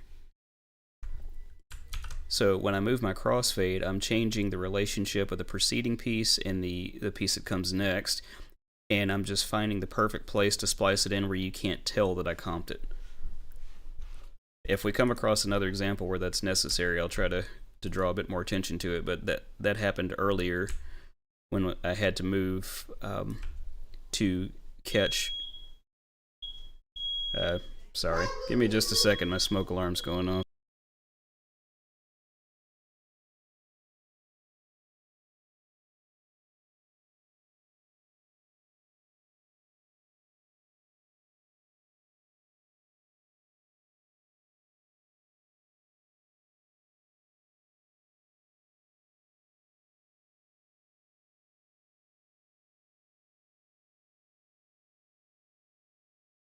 Yeah, sorry about that. I think my daughter's cooking and accidentally set off the smoke alarm. Alright, let's see what we got here. Yeah, our vent hood above the oven is not great. So Gotta replace that thing. I guess more to the point, it was not a proper one. The previous owner of the house, and I don't know why I haven't replaced it yet, but they've got a microwave up above the oven that has a recirculating type of something or other. So it doesn't actually leave the house, it just pulls it in, allegedly filters it and kicks it back out, but our smoke detector still doesn't like it. Doesn't happen often. But to fix it, I gotta get in the attic, I gotta cut a hole in the roof, and we just got a new roof. I think the real fix is to just use the microwave.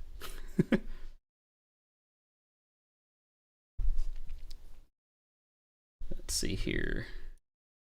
Let me reread this. This may take me a second with the dyslexia.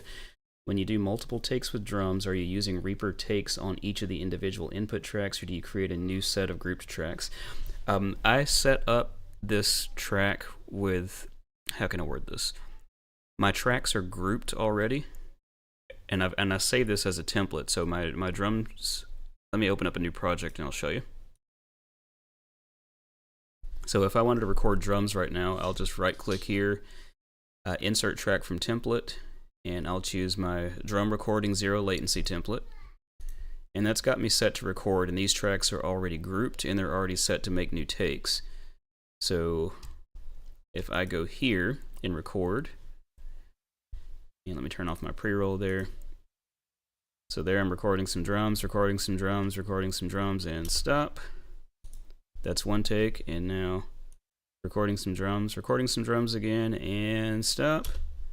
Save that, and oh, looks like I broke something. I gotta fix that. I thought I fixed that already. What I should have done was make sure that my recording is set to new recording lanes, which it is. Interesting. Why did that not work? Check, check, check, check. Yeah, that's interesting. It's not behaving the way it's supposed to. It is supposed to be, let's see, play all lanes, play only one lane, that's fine. Oh, interesting. So that didn't save. I gotta fix that then. So I will grab all of my tracks. Let me do this one more time and I'll make it work right and show you what was supposed to have happen. I'm gonna have to rebuild this thing, I think. So right-click the lane, recording. New recording adds lanes. So let's try that now. Check, check, check, check. I know this is not actually recording anything. And check, check, check, check, check, check, check again. There we go. So it's creating my fixed lanes each time. And I just had a setting. Now that that's fixed, I need to, let me make sure that I've got that set right again, because that caused me some trouble earlier today, and I ended up having to explode my takes into lanes. Recording, new recording adds lanes. That's set correctly. So now I'm going to overwrite my template now that that's fixed. I thought I did that earlier, but I guess I didn't.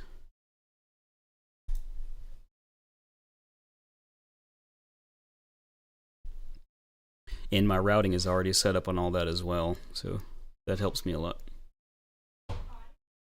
Alright, we can close that because we don't need that. But yeah, it's just a setting that I failed to save into my template properly. But I think I got it now.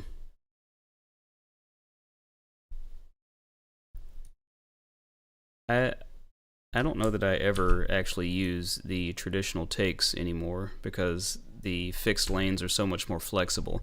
Like I was saying before, if I take a look at this, my source tracks are one contiguous, I'm not sure how to pronounce that word, but my source tracks are not cut.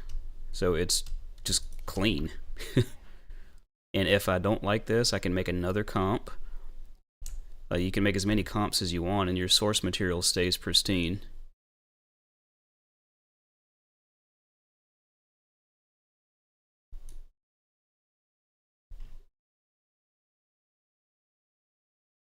Why am I leaning forward? Let me sit up.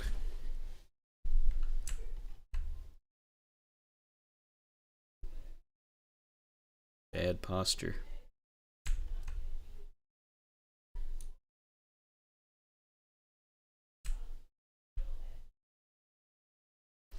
I use the fixed item lanes even for my vocal takes. I mean, I use it for everything, just again because when you get ready to comp, it is so nice to have your source material preserved. Now, Reaper didn't actually do anything destructive on, excuse me, on the takes at the file level, but visually, the old style takes got very messy when it came time to comp. And if you've got projects that are in the traditional takes, if you go to your action list and search for explode take, and let me try that shortcut thing again here. Search for explode take, and you've got explode takes on selected tracks to fixed lanes. So you can convert an existing project that has traditional takes to fixed lanes,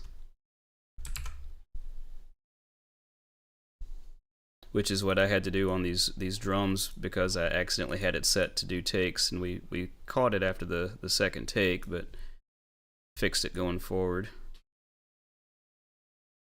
And I'm seeing some tom hits down there. They're a little bit off, so I'll go ahead and fix those while we're here. Oh, and we are at our chorus. Get that in line. And we'll go back and review this for any anomalies.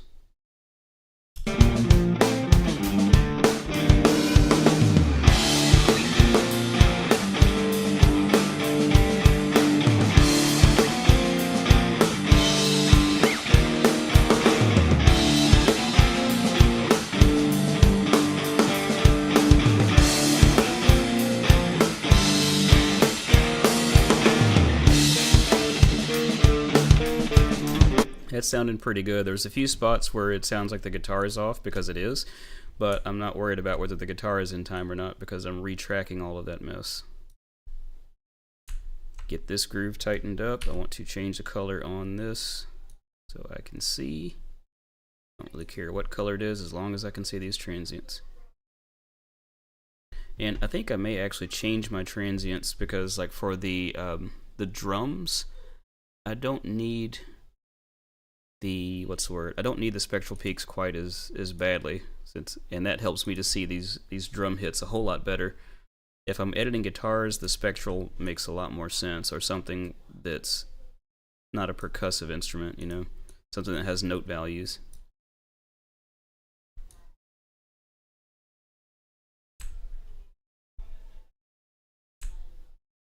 A lot of ghost notes here.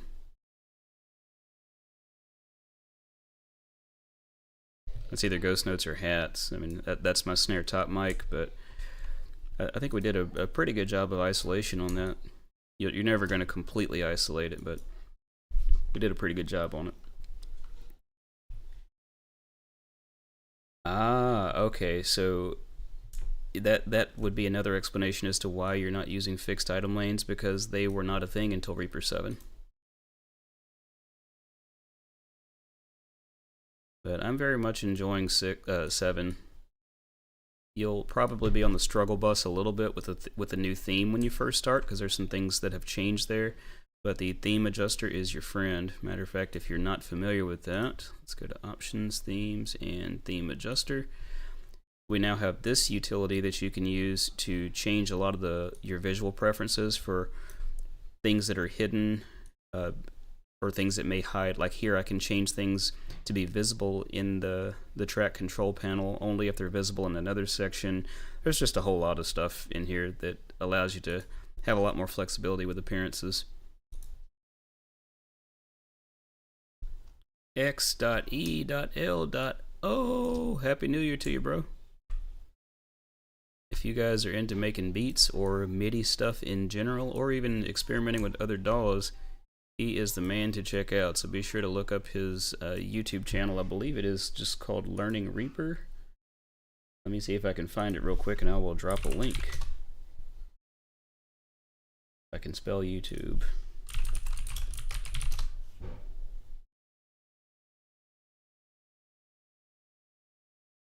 There is a link, and where is my chat?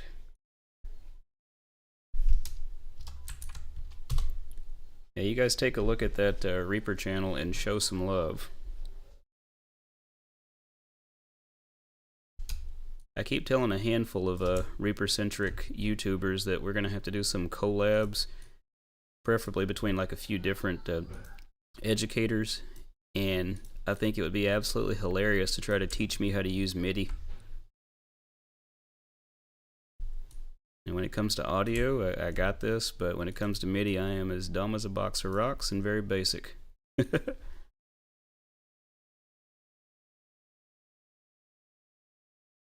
But his channel, he will do a lot of live sessions making beats, and I find that stuff fascinating because I don't have a clue how to do that stuff.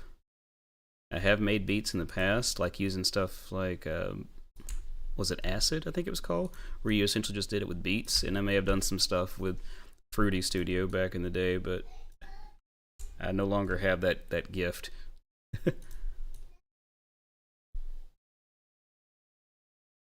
Me and these pesky live instruments.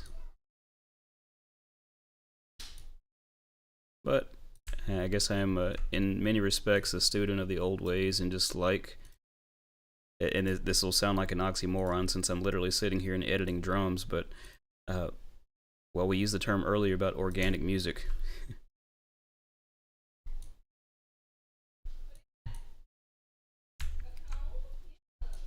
But all that said, you know, I'm not really a big listener of electronic music, but there's a video game called The Forever Winter, and the soundtrack for it is absolutely amazing. You'll have to check it out.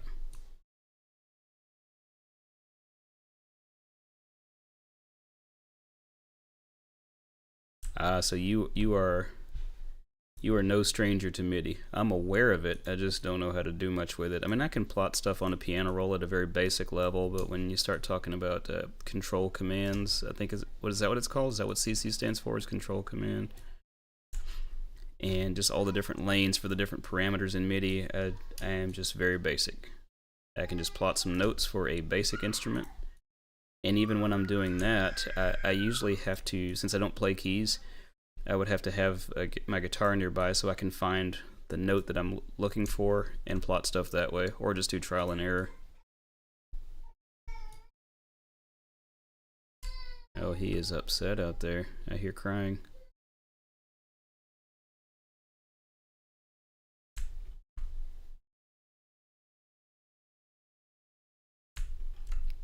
I think we're close. Continuous controller. Well, I was nowhere. Well, I was kind of close. Both my words started with C. Kinda close. You say that, but watching you do that stuff on MIDI, I'm like a deer in the headlights. I still watch though. Is Davi still on here? I love watching Davi on Saturday and Sunday. I think he switched to different days, but that has kind of become my Sunday morning jam for a bit, is to watch Davi do stuff with MIDI that I don't understand. But I think, if I'm honest, I just like hearing the voice. Marty, welcome, sir. Happy New Year. You know what's weird about where you live is you were in the new year before me, so you are in the future. Future boy. Hope everything is good on your side of the world.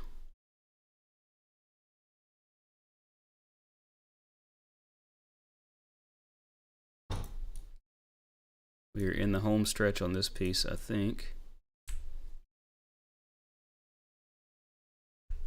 That is a kick that is not in line. Let's figure out where that's supposed to go.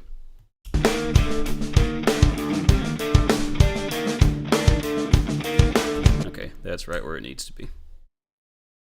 Just wanted to make sure before proceeding and throwing everything offline.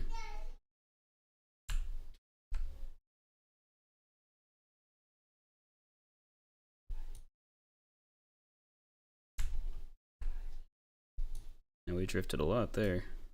But I also have to consider that it was me that pushed it. Let's see here. Is there... Make sure I can read this. Is there a way I can render a track with the MIDI from the ARP within Reaper by turning it into a script or macro? Invasion, I'm not qualified to answer that question, but x.e.l.o I love saying it that way. I can't say it quite the same as him. If any of you guys and girls are able to respond appropriately to that in chat, have at it. That is above my pay grade because it's not traditional audio, and I know not enough about an arpeggiator. I'm assuming that's what ARP means, to be able to answer that question. And if it's not something that can be answered over the scope of a YouTube session, feel free to take it into Discord.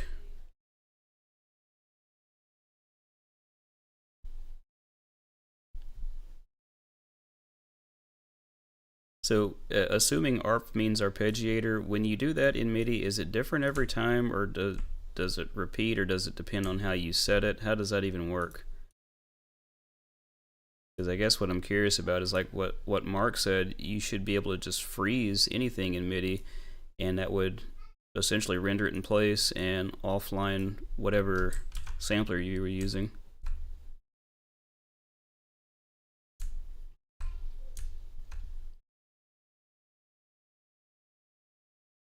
But I still have to go back to my previous disclaimer that I don't know what I'm talking about with MIDI, so I'm going to just shut up and let the grown folks talk for a minute.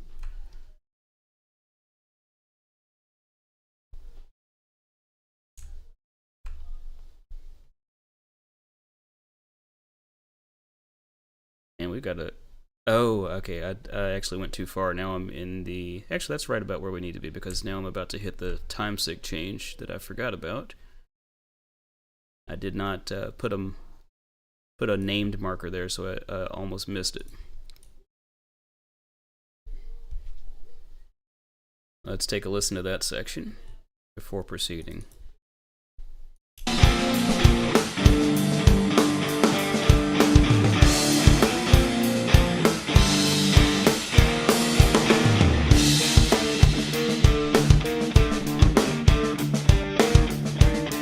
Congrats on that job, Marty. That sounds awesome.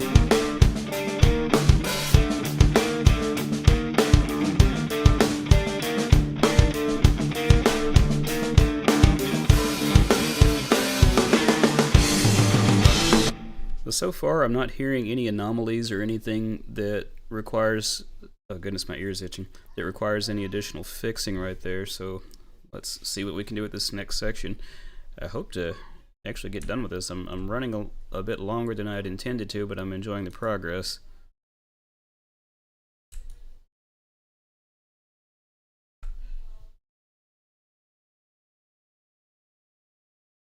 So we've got to focus on these tom hits for sure here, so this will be interesting.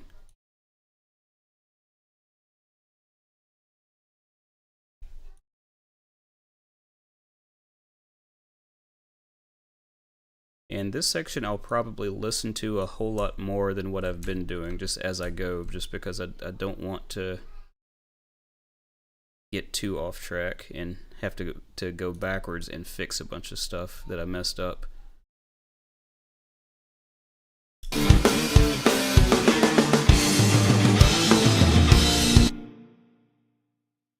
That sounds pretty good. Probably benefit from changing the color on this too, but I'm going to try to just muscle through it.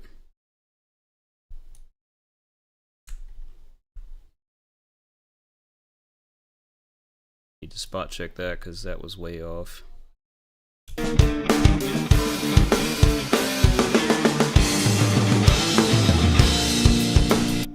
That sounded pretty good.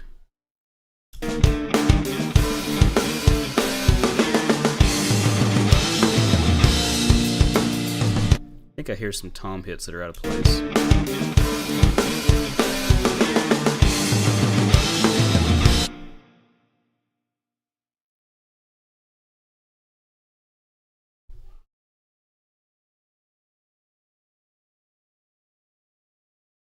That needs to be nudged ever so slightly to the left.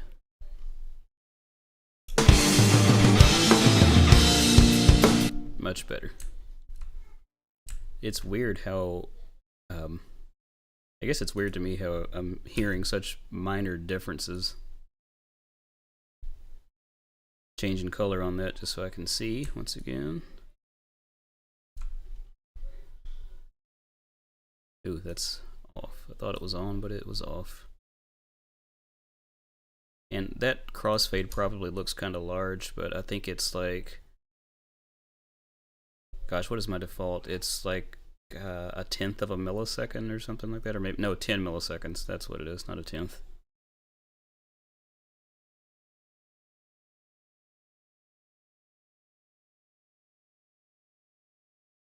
Oh, the guitars that are on here now are just scratch tracks. It's all going to be redone anyway. I think maybe you probably weren't here at the beginning, but I just tracked the scratch guitars this morning to prep the session for my drummer to come in and work some magic.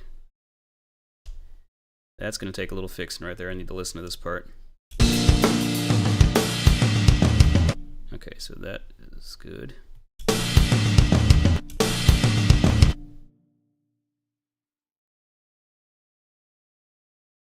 I'm not quite sure where this needs to go. I think it needs to go there. We'll find out.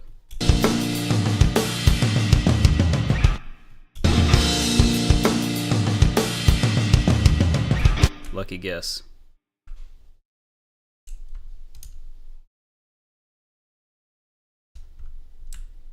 Oh, I like silly stuff too, for sure.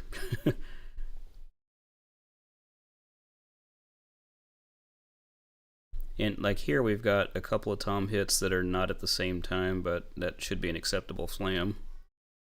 Right here I'm just going to have to guess and listen. Lucky guess.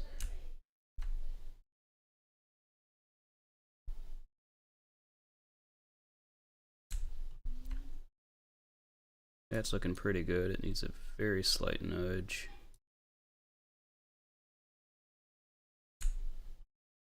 And I feel like I can't see that. Yeah, that's off. Those kick hits are pretty important.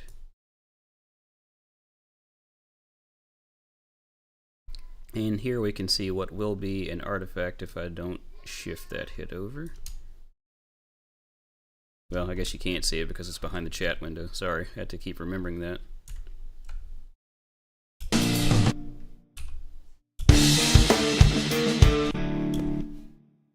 I need to put a marker there at the time sig change, because otherwise I'm not going to be able to get to it, at least not easily.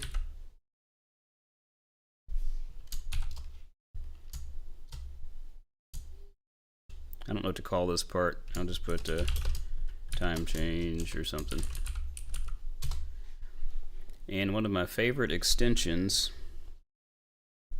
from SWS extension is marker utilities and the ability to reorder my marker IDs, because that would have been a higher number stuck in the wrong place. The artifact, let me see if I can make one. I gotta remember where it was. I think it was right at the end of a section.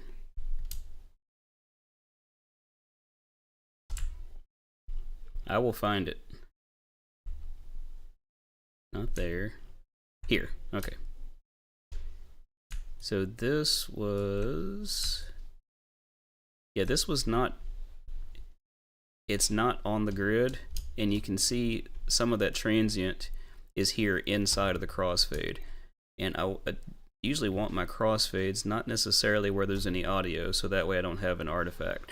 So what I did to fix that in this case, well, one, this is not in time, so I will slip edit that over and make sure that that's actually on the grid. And now I can see that my crossfade is clear. Had I done this like this, for example, I'm gonna just create a problem here. Let's see.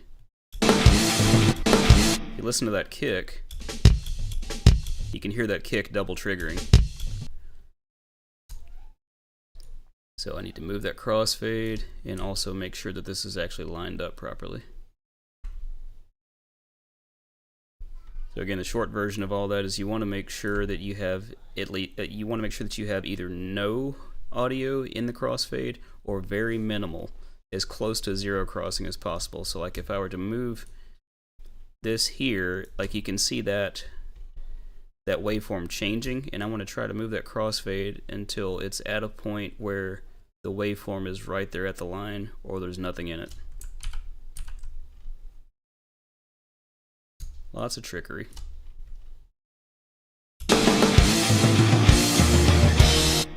Okay, I need to finish up this part. I guess for some reason I was thinking I was done. Pretty close. And that was a bad spot to put that, but sometimes you have to just try something and see what it's going to sound like. And that's what's happening right here. And it sounds fine.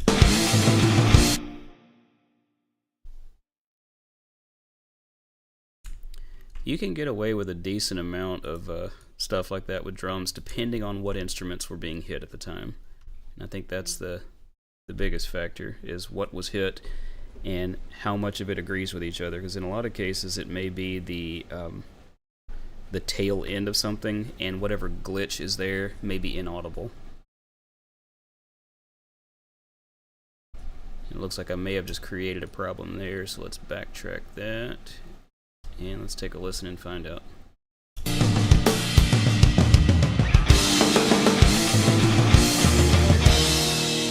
I don't hear a glitch. I'm going to go back and spot check that again. I'm going to turn up my in-ears. And I'm wearing the in-ears just so that my monitors don't feed back into the microphone. So.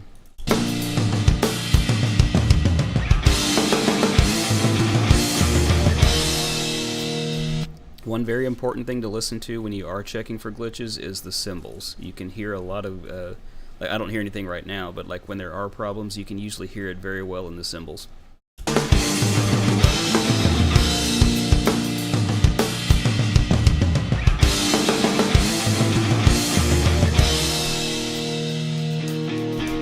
Okay, so right there we've got some hat work that needs some love, and I can see the hat hits a little bit in the snare mic, but I'm going to actually go down to the hat track so I can see them very clearly.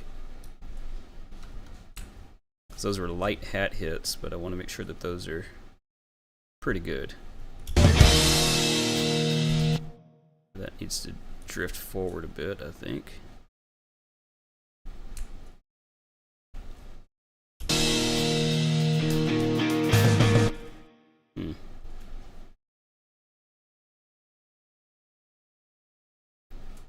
This may take a little bit of finagling.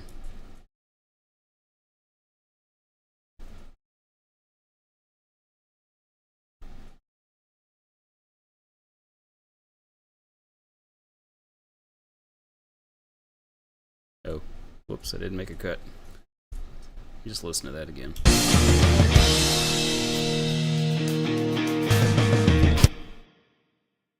I think maybe that stuff was supposed to go backwards. I think I shifted it the wrong direction the first time.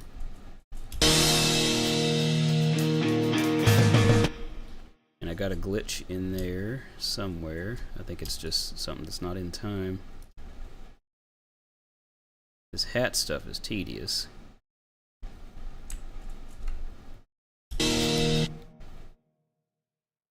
Let's try starting with getting that on the 1.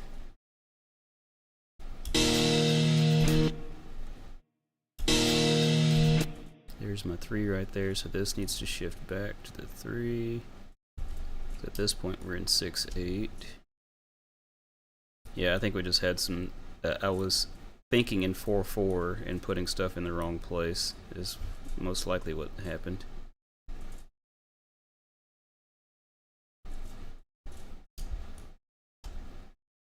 Let's try that.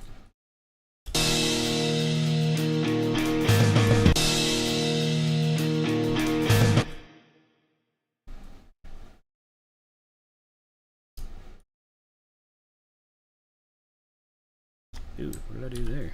That was interesting. Make sure I select that. I think what I'm going to do here, and this will look terrifying, but I'm going to delete that and stretch this out.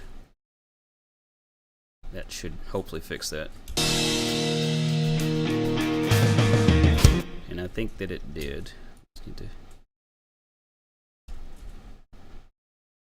me read this real quick. What do we got? Do you have the group set up on the drum tracks so that changing the lane? Yes, that is something else that's new to Reaper 7, and that is the how do they word it? This track media / razor edit grouping is what that's all about. If I go into my groups, which let me switch to my second group here, and so you can see I've got media / razor edit lead and media / razor edit follow, and then that as well. With these tracks being grouped with the media lead and follow, what I do on one track at a media editing level affects all of them, so when I change my takes, it also affects them. In Reaper 6, you had to group your items, and that caused a lot of problems for me with editing that I feel like doing it this way actually fixed.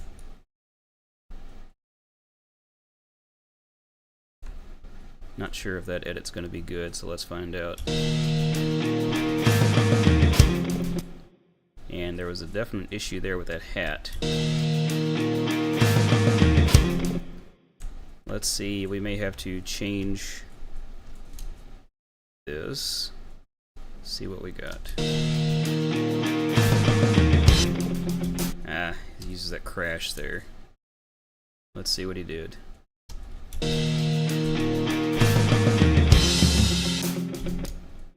Nope.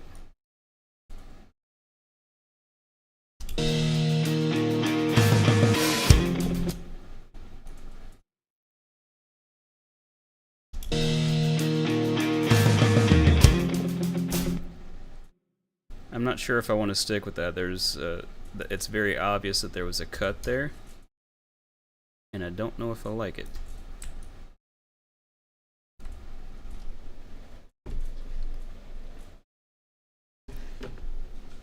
So let me go ahead and clean this up, and then we'll see. Hit that mute button just in time for you to not hear me sneeze. Ooh, actually I think moving that crossfade and slipping that kick right into place may have done just well enough. I've got that to deal with, but I think that will be fixed by slip editing these last few tom hits.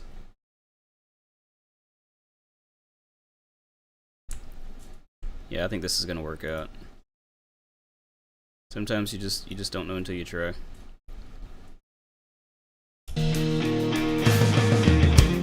That worked great. Now I've got hats to deal with again. These aren't too bad, because that's an easier pattern for me to follow, I think. Big open hat there. That wasn't open, just a harder hit. Yeah, I've actually got a handful of videos. One thing that I'm particularly proud of is I was actually the first Reaper-centric YouTuber to put out a video on fixed item lanes, which is a big deal for me because I was following it in the pre-releases and just could not wrap my head around it. All of a sudden one night it clicked, and I saw that that Reaper 7 went live, and that same day I quickly came back here and recorded a video about fixed item lanes and put it out, and I was so proud of that. It was just really hard for me to understand at first because all I had ever known was the traditional take system, and to my understanding, keeping in mind that I don't know much about a lot of other DAWs, that this is like a marriage of playlists from Pro Tools, and I think it's swipe editing from maybe Cubase. Some of those concepts kind of married into it, but what's interesting is it's very flexible in that if you want to, you can mix traditional takes inside of fixed item lanes. And there's been a few cases where I wanted to do that. I don't remember what the use case scenario was, but you can.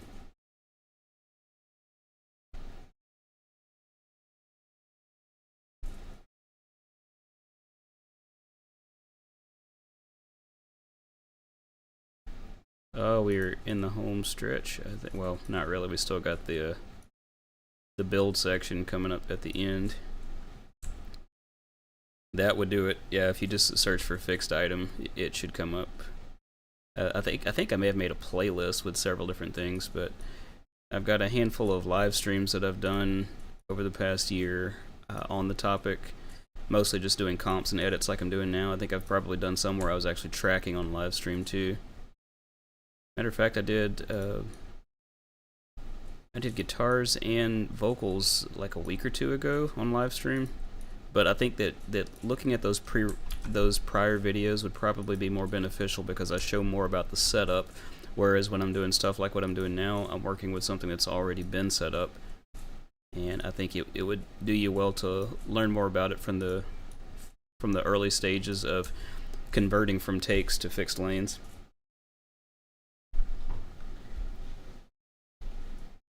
Right. Let me see if I can get these in order. Let's see. Yeah, the track grouping is I would say very much superior to item grouping, because the problem that I had with item grouping is sometimes it messed up, and if I had made a lot of cuts on stuff, the grouping didn't necessarily always follow the cuts. This way, even if I record new stuff, it's automatically grouped because they're grouped at the track level instead of the individual items. Very powerful. And yeah, these are the final drums. The only thing that is scratch at the moment is the guitars. And of course the vocals and bass are not recorded yet. I've still got a few more lines to write for this one. I think I'm about 75% done on lyrics for this song, and I'm not 100% on my melodies just yet. So I hope that my other guitarist is feeling better next week, and maybe we can get all of our guitars tracked and do a stream for doing the vocals.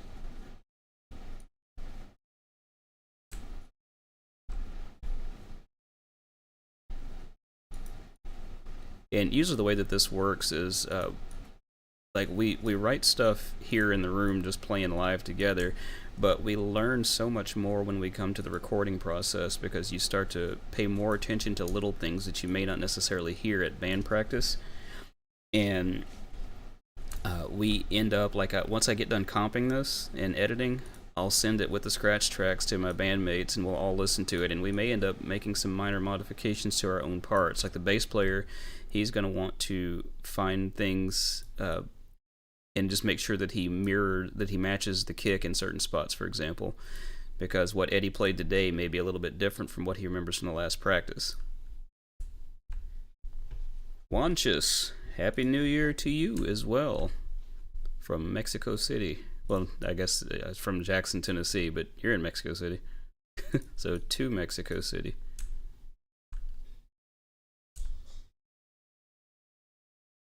Let's see. What happens when you cut a point in the timeline across all the drum tracks when you change the lane? Yeah, it all follows suit. Like, you'll notice when I'm clicking in one spot and making a cut, it's cutting across all of them, but that cut is only across the active lane. So my other lanes are not touched. This is only affecting my comp lane, but it's affecting all of my grouped tracks on the comp lane, if that makes sense. I hope I explained that right.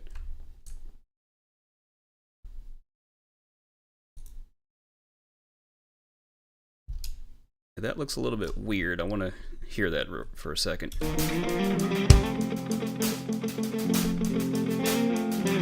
Okay, that's spot on. We're pretty close. I've got like a little hat hit there that's off, but I'm favoring the kick there. And I think we're about at the point to where he goes off into that beat with the ride as the primary instead of the hats. I hate editing intricate hat work, which this isn't really intricate, it's just 16th notes, but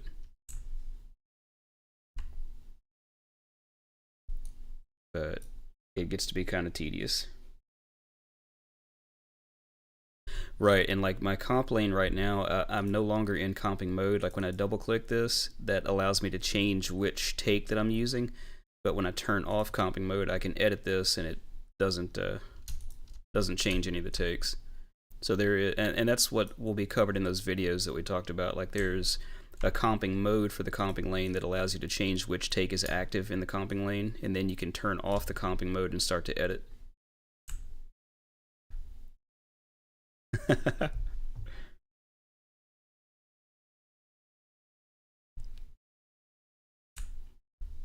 Yeah, I need to record our practices more often. I mean, we've got the 24 ins and outs on my interface, so it's definitely doable. But again, with the room situation, in a lot of cases, it's simpler to just use either the field recorder that I use with some of my camera gear, or to just use a cell phone.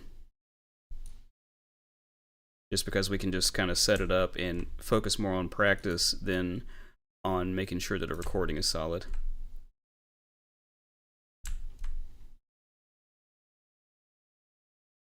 I'm not sure if that was the right direction I should have pushed that. I think it is, just based on the relation of the other things, but I want to check it. Yep, that was the right choice.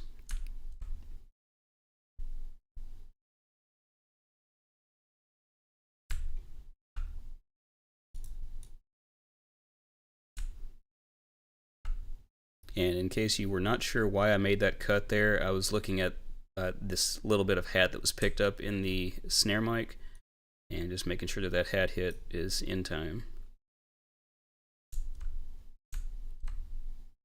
Or pretty close to it.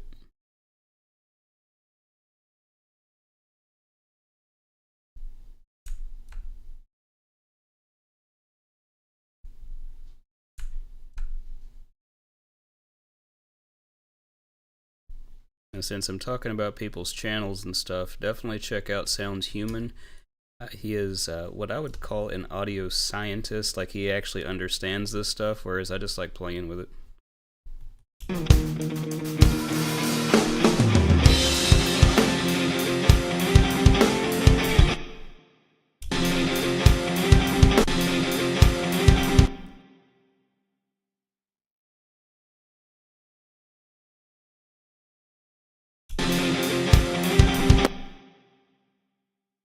I'm not sure, but I think that may need to drift backwards. Let's find out. Yep.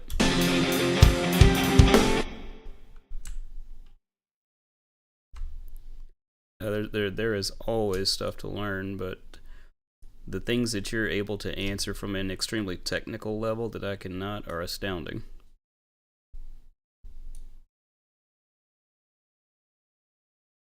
Making me proud. That's my boy.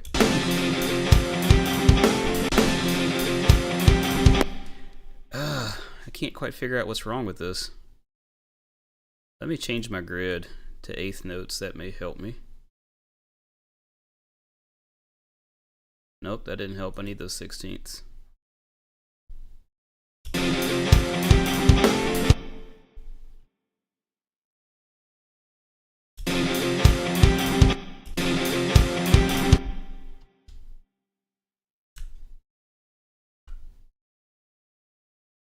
I don't know why this feels wrong. Gosh, this is sometimes I hate working this time signature.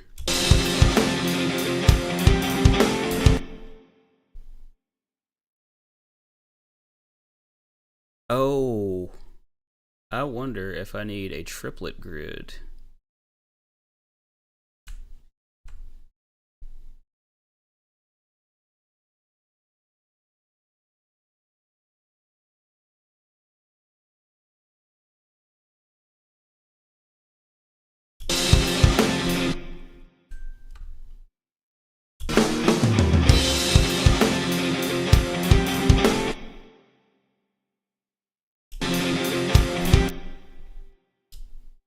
Yeah, I think that's what's up. I needed to change my grid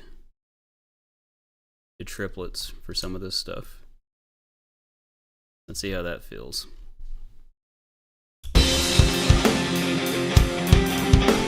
Nope. Dang it.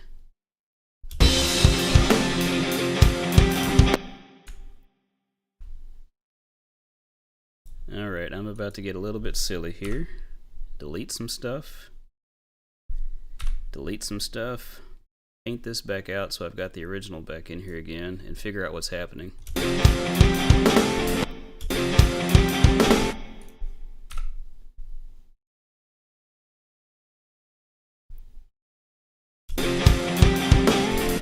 Okay, there. That is better. I think that I had made some unnecessary cuts. Get rid of that hat. There we go. So minor slip edit here, and I think we should be good. That happens on occasion when I get into a different time signature, and if I'm not careful, I'll make too many cuts and cause a problem, and that's why I deleted that whole section and just painted out, as I call it, to bring back the original without the cuts.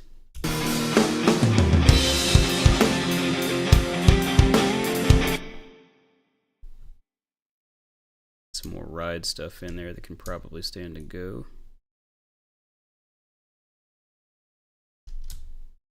Oh, interesting.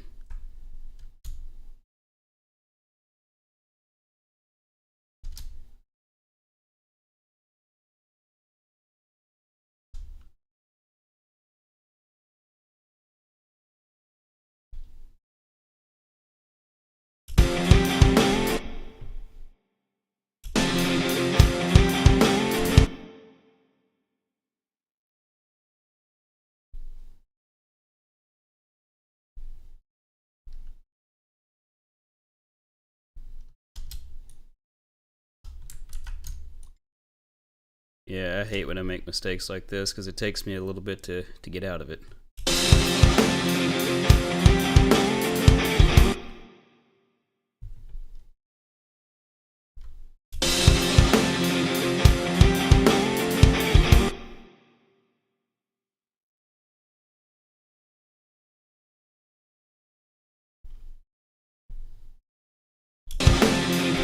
Definitely nothing overlapping there. This is just a single item on this lane.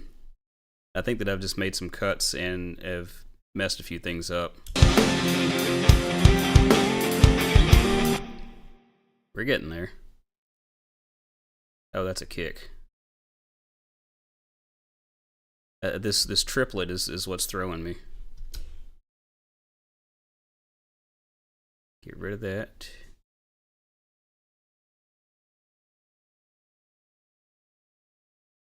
Oh, that is very bizarre. This is the weird part where I end up having to tell him he's right. Let's get rid of that whole thing. What is up, Lebanon? Lebanese.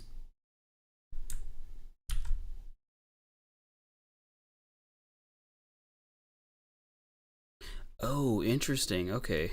Yeah, there was a little sliver there that should not have been. Problem solved.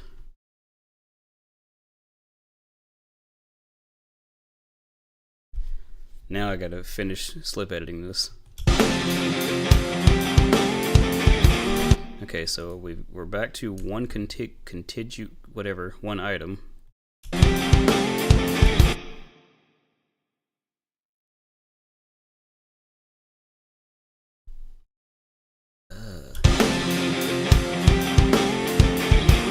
Okay, I think we're back to normal, but these triplets are still throwing me, and I'm not 100% sure I need to be on a triplet grid still. Well, the one thing that I do know is that kick should be right there. So.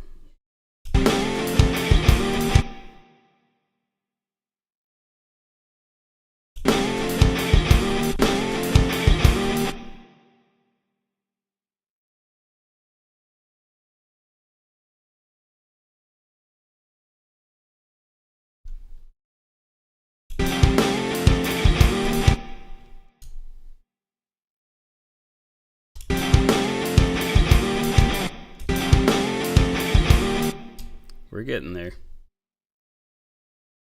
This is driving me batty.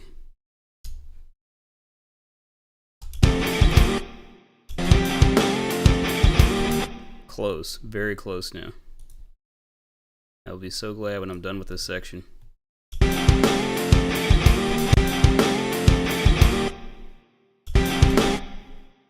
I swear I just cannot figure out if I actually need triplets or not. And I hate that.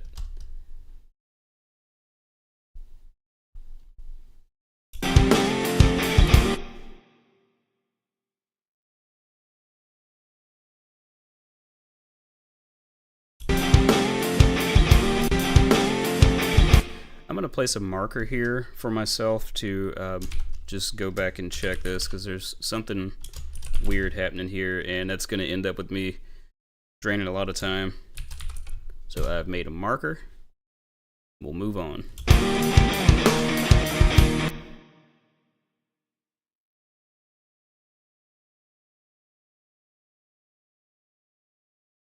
I don't think that I need that triplet, but I think I just got a little bit of a spot that's going to require some extra love back there.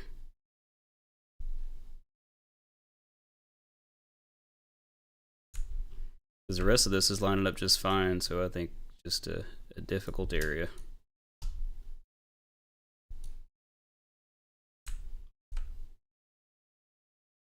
But the realization now that I don't need those triplets, I may go back and just get that section quickly, but I don't want to end up spending all night on like half a measure when I can go back and do it offline, and that way you guys won't see me frustrated.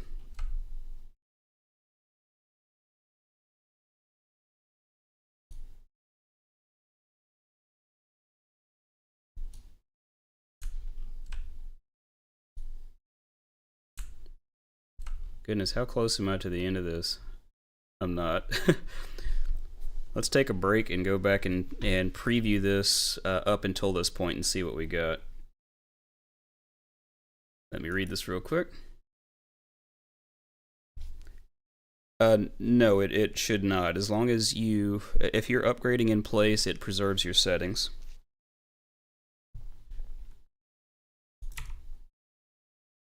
So again, I'm going to take a break from editing and just listen to this for a second to try to figure out what's going on in that spot.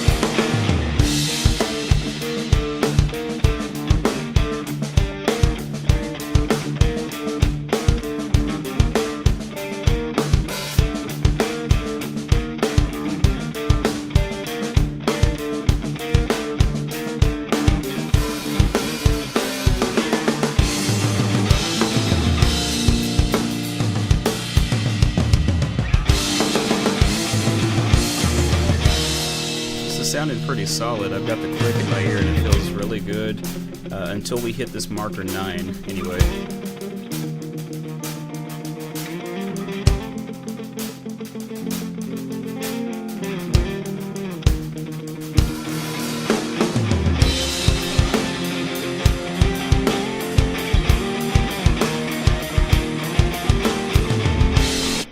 Alright, we are in the home stretch. That sounds really good to me, like I said, except for that one spot, and it's probably something really simple that I am just not quite locking onto.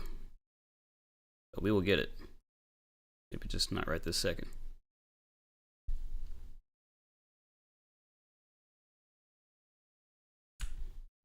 It's weird though, is like not having the triplets is working out fine. So I cannot wait to figure out what I'm missing in that one little spot. Like I said, it's probably something really simple, but I find it's more advantageous for me, instead of staying on that spot, is just leaving a marker and coming back to it a little bit later, because sometimes just looking at a problem with a fresh set of eyes and ears will help greatly.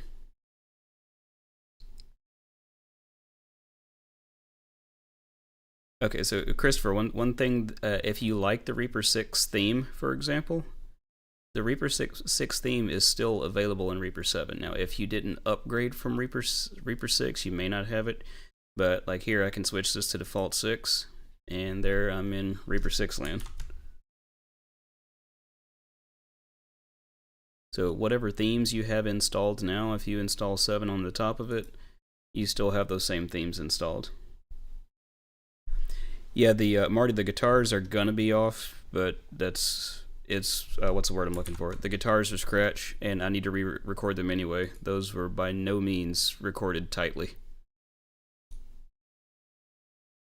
Matter of fact, this part is the sloppiest of the guitar playing that I did. Well, next to the lead part that I haven't quite finished composing. So what I'm hearing in my ear and what I'm focusing on more so than the guitars is that click, and just making sure that this has a pretty good groove so I can come back and re-record my guitars. And of course David can record his guitars as well and have the feeling of playing with Eddie instead of playing up against a click track. That's always the struggle. Somebody's got to go first.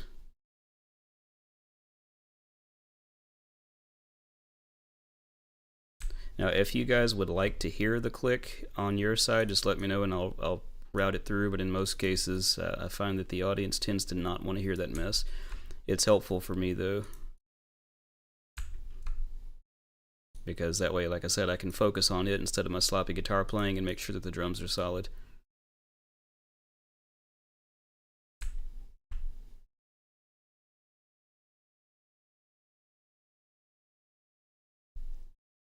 Yeah, I didn't like the Reaper 7 theme at first, but even White Tie will tell you that it was released before the theme was ready.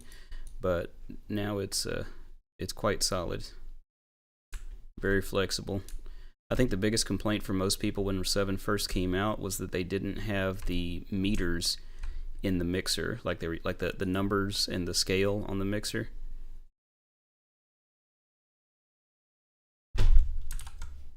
Like these numbers here, and the theme editor was not included yet. It was something separate that you had to install, but the theme adjuster is part of it now, and you can just turn on, let's see, that's the mixer controls. You can turn it's in here somewhere. Yeah, right here, let me get that visible for you. Show meter values. By default, I think that was turned off, and I like them. I mean, and you can make that, you can change that whether a track is selected or unselected too. So like right now, if you look down at my meters, I can undo that, and now you can see that all of my meters are gone. But if I select this track, let's see, I still don't see it. I must have missed something. But anyway, I just turned it on because I like that.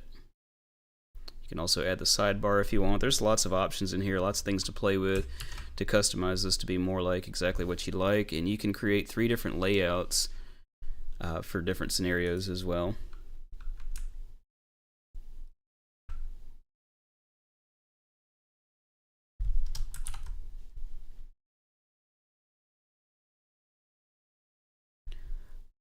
I did start right with the 7 theme. I think the biggest hurdle for me at first was getting my meters back, and as soon as I got that, it's fine.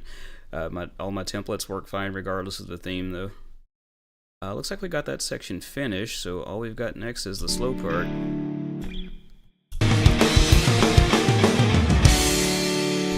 Make sure that last kick is on. I think it is. Yeah, it felt like one of those tom hits was slightly delayed, but I actually liked it.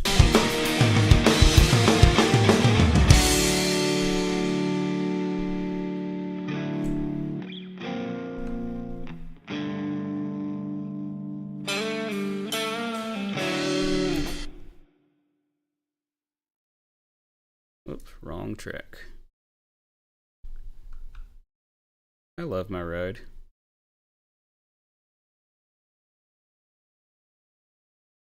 My drummer keeps wanting to steal it from me.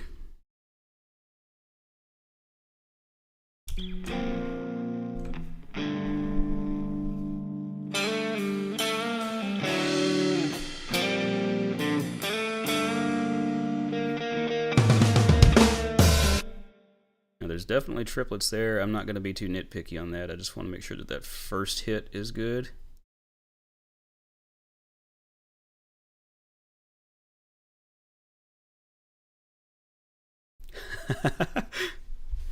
Yeah, it's interesting once you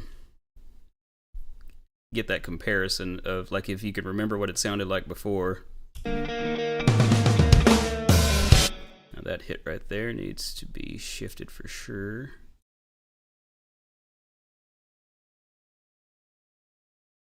I'm probably going to need to shift a lot more of that, but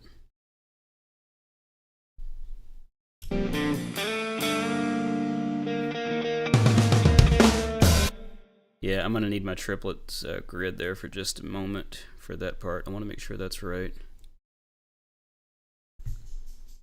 Yeah, it drifted ever so slightly on each one. It kind of feels good until you get other things in place and then realize it's slightly out of time. It's very slight, but since it drifts over time, it makes this next hit seem out of place.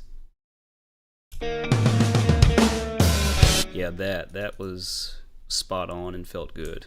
So let's try that.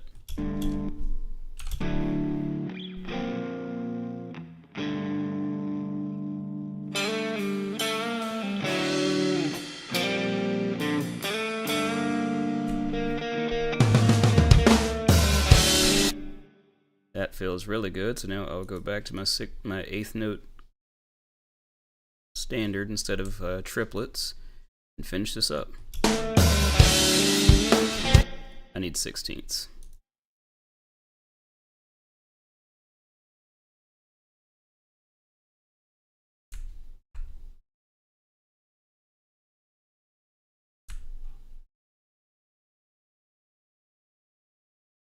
I'm going to try to get through this section pretty quick if I can.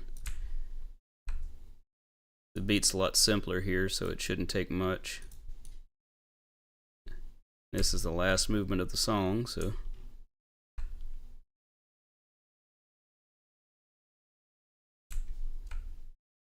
and I always say, like, and I teach this in that course as well, like, if you're not live streaming and not narrating what you're doing, you can go through a song pretty quick. I mean, a 5-minute song may take 45 minutes to an hour, maybe less, depending on the drummer and whether you're doing a lot of comping or just straight editing. I feel like the comping went pretty quick today because the takes were so close that it was easy choices to make. And I like having more than one take, but caution people against having way too many takes, because then your comping becomes quite an exercise. You got like too much to choose from. In many cases, that opinion is different depending on the performer and what piece. Like vocals, sometimes you may have to do a bunch of takes just because of how the voice does. Toucan, Happy New Year to you, and thank you for the Christmas gift, sir. If you guys have no clue what I'm talking about, you'll need to check his YouTube channel to see what this Christmas gift is. Because whether you know it or not, you guys got the same gift. And it's not a Jell-O mold, and it's not a gift certificate to Kmart. Or is it? Some people like Jell-O molds. Some people like moldy Jell-O. Some people are weird.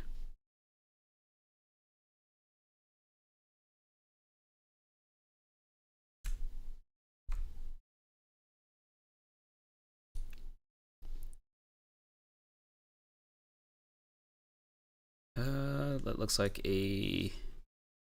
Let's hear that.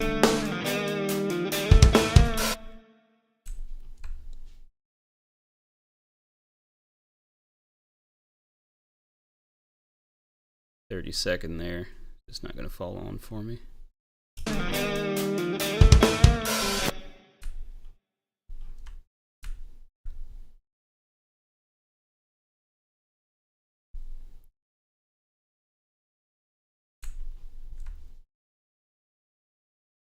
We're so close.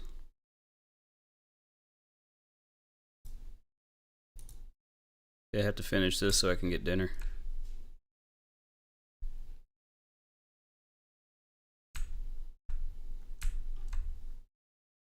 And at the risk of sounding like a beggar, if anybody wants to contribute to the dinner, feel free to hit that super thanks button or the buy me a coffee link.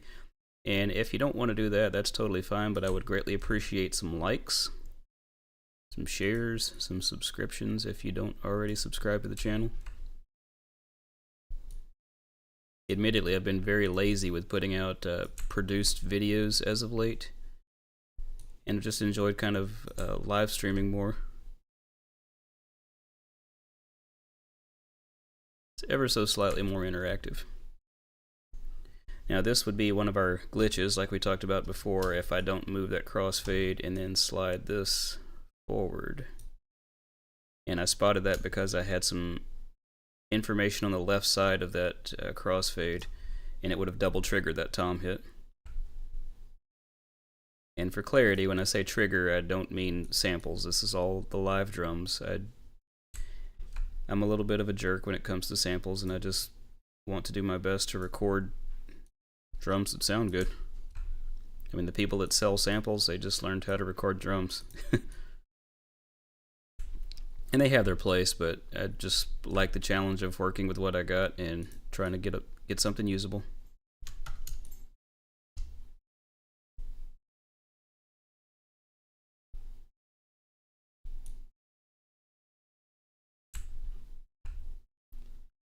Oh, thank you, Chris. I appreciate that greatly. What does this do?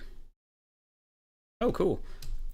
I've not used this plugin for this purpose before. What is this plugin? Stream Ninja, or Social Stream Ninja, I think it's called. And it's just a plugin that goes in the browser in either Chrome or Firefox or whatever. I'm using it in Edge. And I add it as a browser source, and that is really cool that it does that. So thank you for the donation, and also thank you for allowing me to test that for a donation, because I had no clue what it did. There's all kinds of customizations and stuff you can do for it.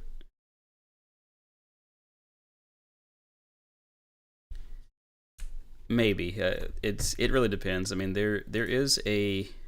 Look, let's deviate for a second. Let me open up a browser tab here.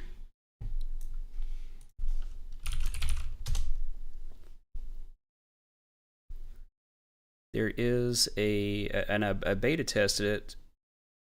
I can't remember what it's called. I should be able to find it pretty quickly, though. But there was someone who made a script that will automate all the stuff that I'm doing now. I can't remember what it was called, sadly. Probably had the word beat in it. Let me check my private messages. They're not that private, so you guys can see them. Perfect Timing, that's what it was called.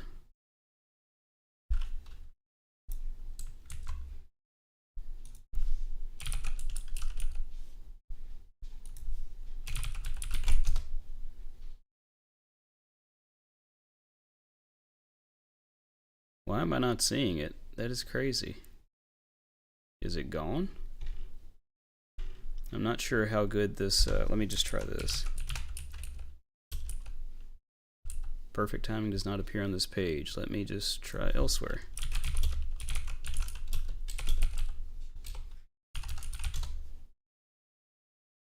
There we go. So if you are interested in something that's more scripted to do this, I'll post a link in the chat. Although the marketing side of me is more like, just buy my course or watch this. I tried this, it works, but I didn't really like that kind of approach of, it's kind of an all or nothing sort of thing. So this is very similar to, I guess, Beat Detective in Pro Tools or something like that. Like I said, it does a good job, but I find that it tends to, and this is just my opinion, so try it for yourself and form your own opinion, but I feel like it comes out too robotic. Like in most cases you can see, well, this is probably not a good time to say that, but I'm not cutting every single hit. I'm just doing my best to do it in as large of groups as possible, because I want to preserve the human element but tighten the groove a little bit to where we can all go back and track our parts afterwards with a reliable drum feed. Let me listen to that real quick and make sure that's good before moving on.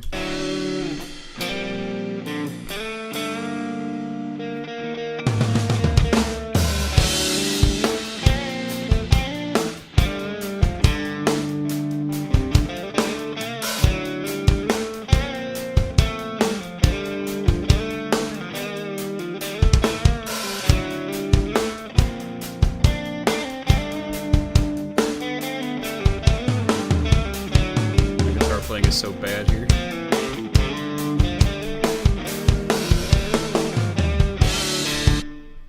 Alright, that is sounding very good, other than the guitar playing. This is the second stage of build, and we've got one more stage after this, and we're done.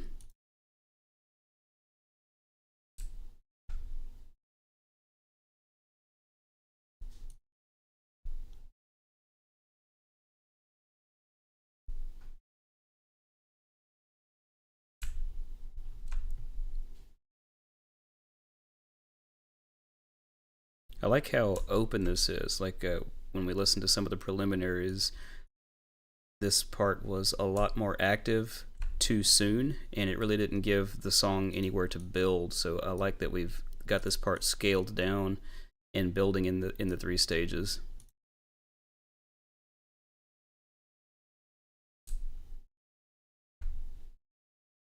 Not only is Beat Detective a tool, it's a pro tool. See what I did there?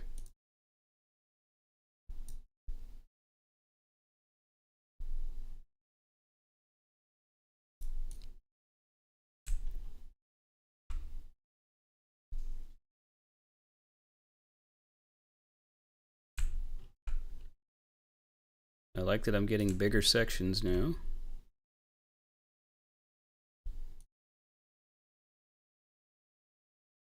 And as soon as I say that, I gotta make a big edit.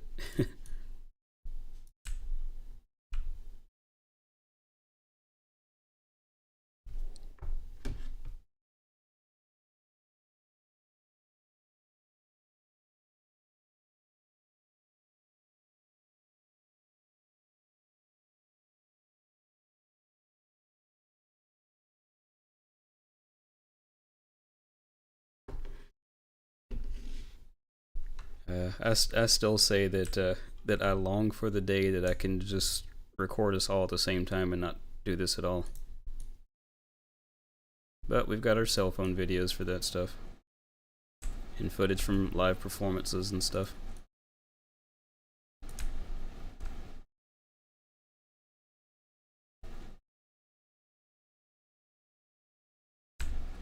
We've got a new place here in town that I'm kind of curious to check out. Some of the guys that work there, we had spoke, or not necessarily work there, but are related to the place in some form or fashion. We talked about doing something similar to Audio Tree there. We've got some great live sound folks here in town, and I know a thing or two about video, so we're wanting to combine our efforts and do something like Audio Tree. Steve, Happy New Year! Look, you've already missed most of it, so you're about to just kind of hear the finished product with some crappy guitars that'll need to be replaced. But these drums are sounding magical.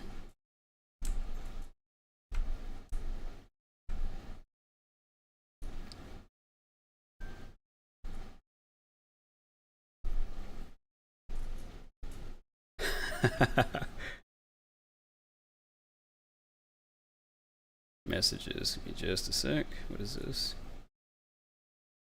Okay.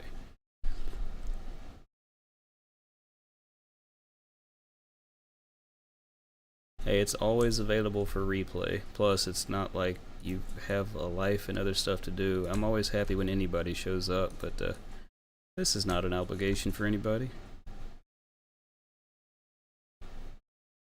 I'm kind of curious to go back and check the stats on this once I'm done, since I posted this one early and actually announced that I was doing a stream. I wonder if it did better, worse, or about the same. I'm always amazed that with my last minute announcement type of live streams that people show up.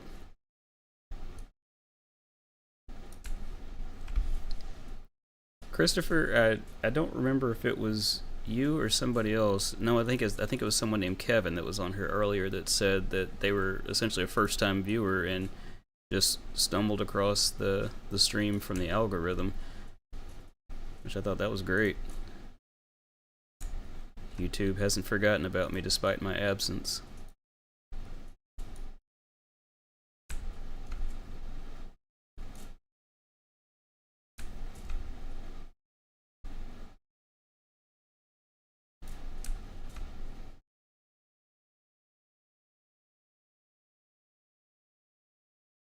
How close are we to the third movement? We are just about there.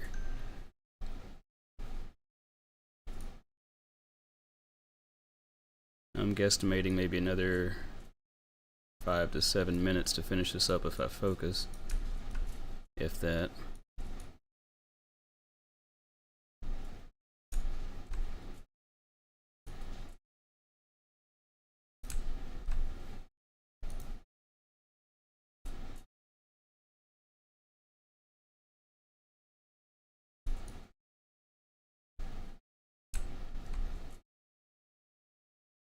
It's weird, earlier I was really struggling with this Pepto-Bismol pink, but it's working fine for me now.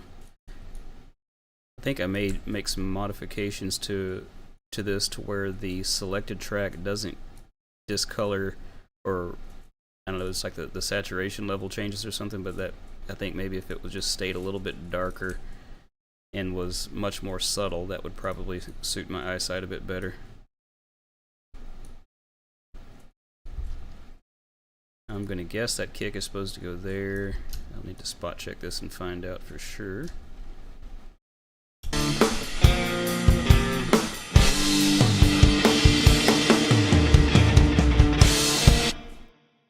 Oh, that's the start of the third movement there. We're almost done.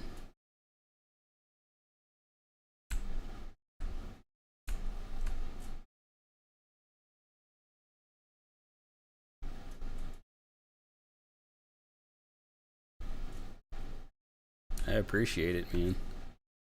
I need to stream live from clinic one day.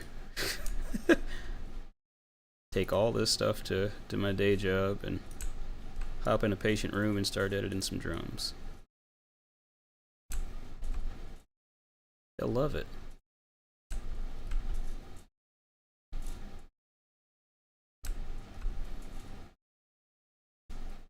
Kidneys need music too.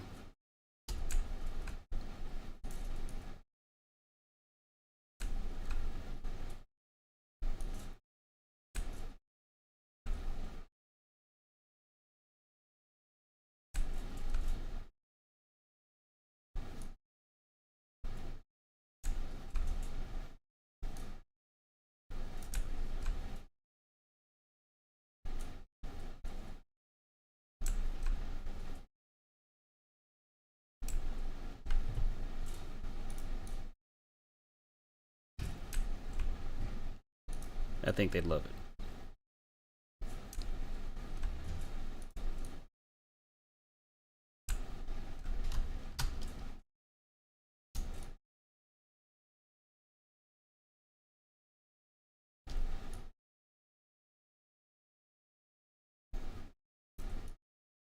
I'm kind of curious as to why that cut was there. Maybe that was a different take. Okay, that sounds fine.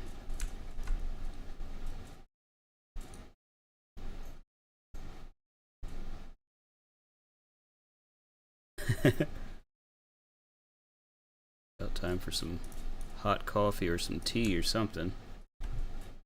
Oh, awesome. I appreciate you coming and definitely for staying this long. Oh, we are so close. Spot check that.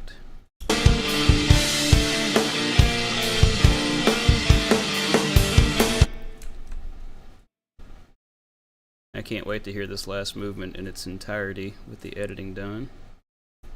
Definitely can't wait to hear it next week with good guitars.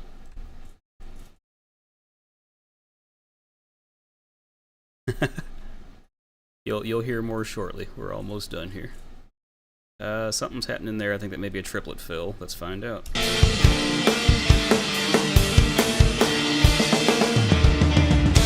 Yep, triplet fill there, so let me get my triplet grid and spot check it.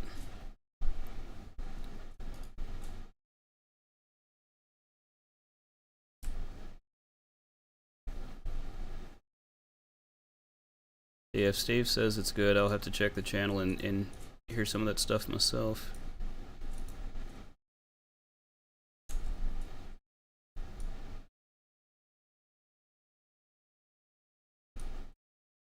Steve, while you're here, feel free to solicit musicians for your project.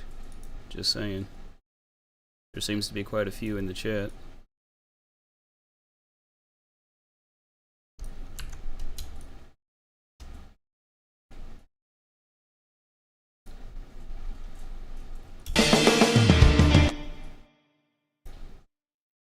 Oops, accidentally disabled my macro.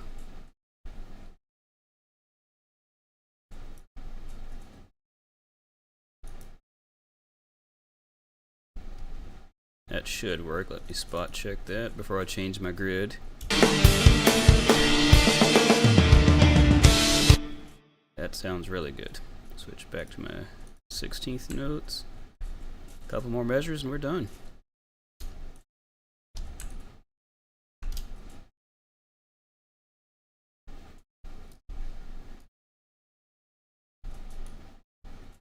Whoops.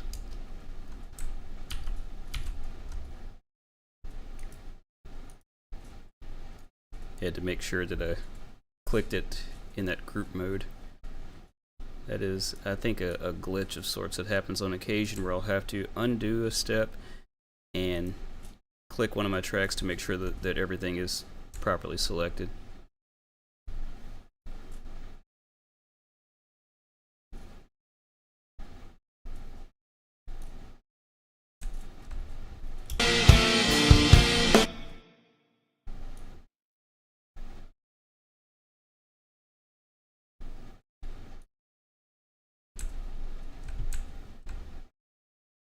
Oh, we're so close.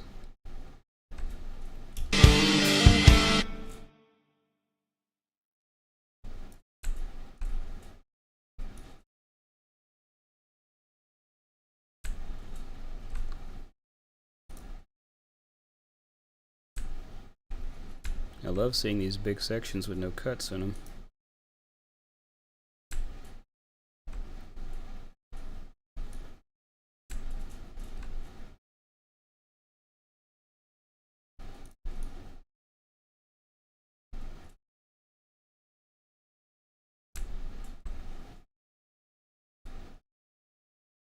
Yep, sorry, I'm editing behind the chat window again. Let me get this over to the left. Or I was dangerously close to it anyway.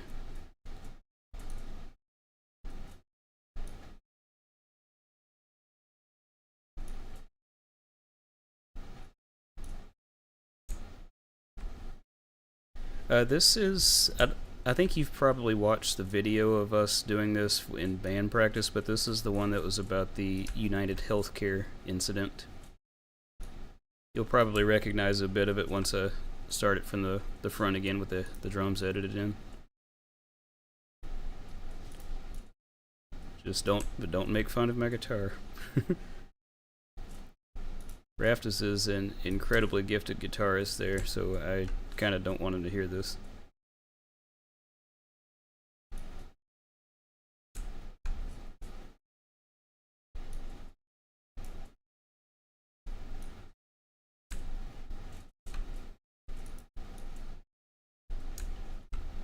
Oh, I think that's the end. That is the end.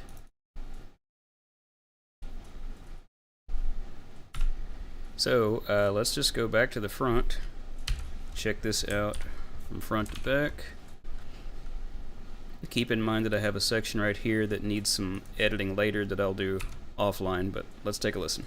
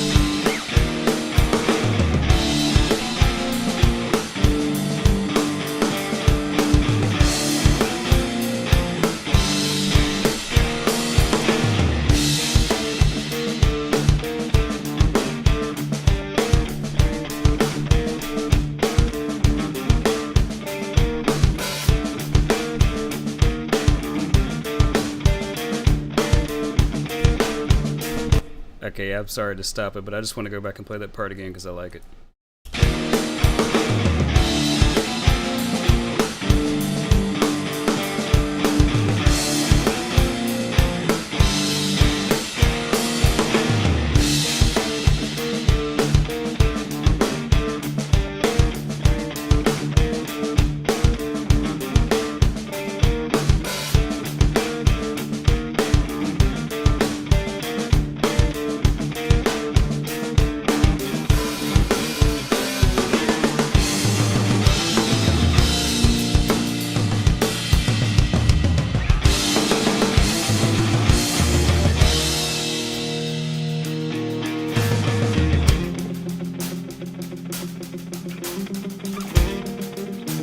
And hopefully, aside from this part that's coming up, you can't quite tell that these drums have been edited.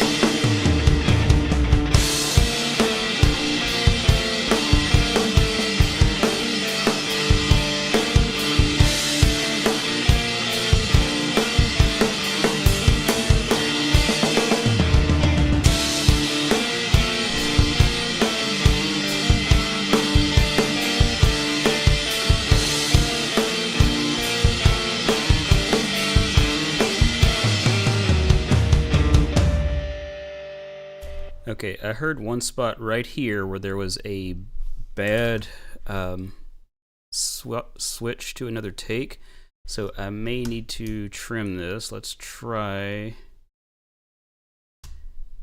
And this may or may not work, so we'll see.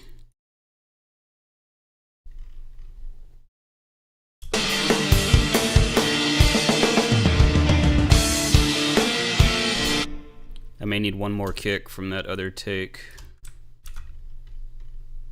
And now I'm accidentally making mistakes here. Get rid of that stuff.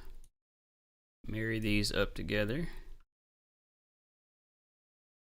And now let's try getting some more of that in here. I may need more.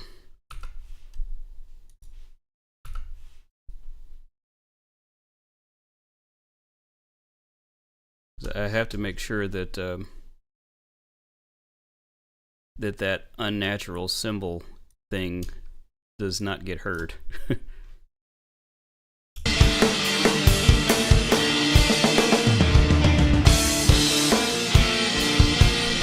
Dang it, it's still there. Now watch, I'm going to end up hitting undo like 100 times and just keeping it. Let's see if we like this or not.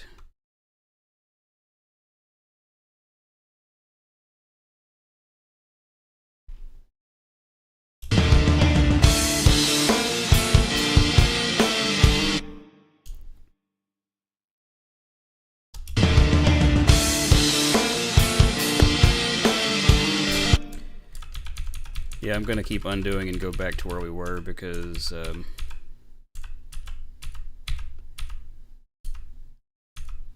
am not sure.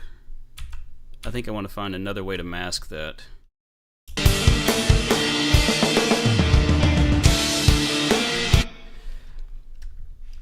Really, it seems like maybe if let me just try nudging this crossfade right up on that.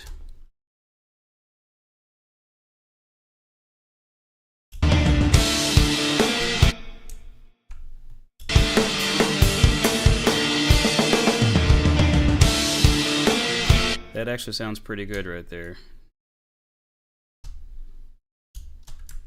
I think I'm going to leave that alone. Let me go ahead and get this click going for you guys.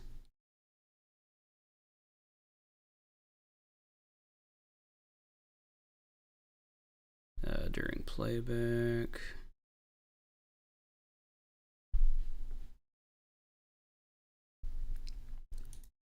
And I need to test real quick and make sure that this is actually going out. So let me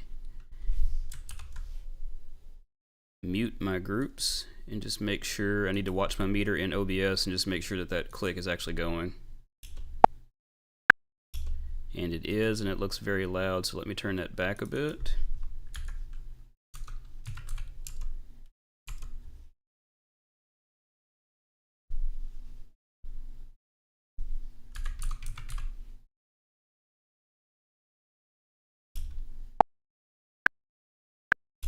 Okay, so by popular request, I'm going to run this once again with the click so you can hear it that way.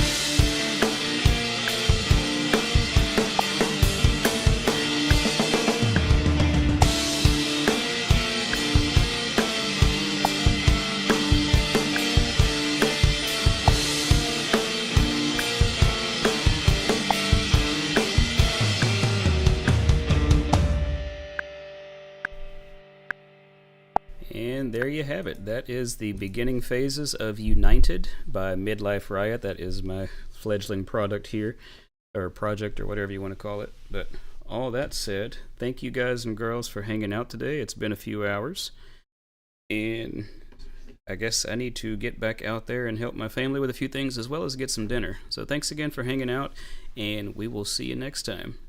As I used to say in my produced videos, if you like the content you're seeing, be sure to like, share, and subscribe. And you can support the channel further by clicking the Buy Me a Coffee. This is where I would normally do something like, I like coffee,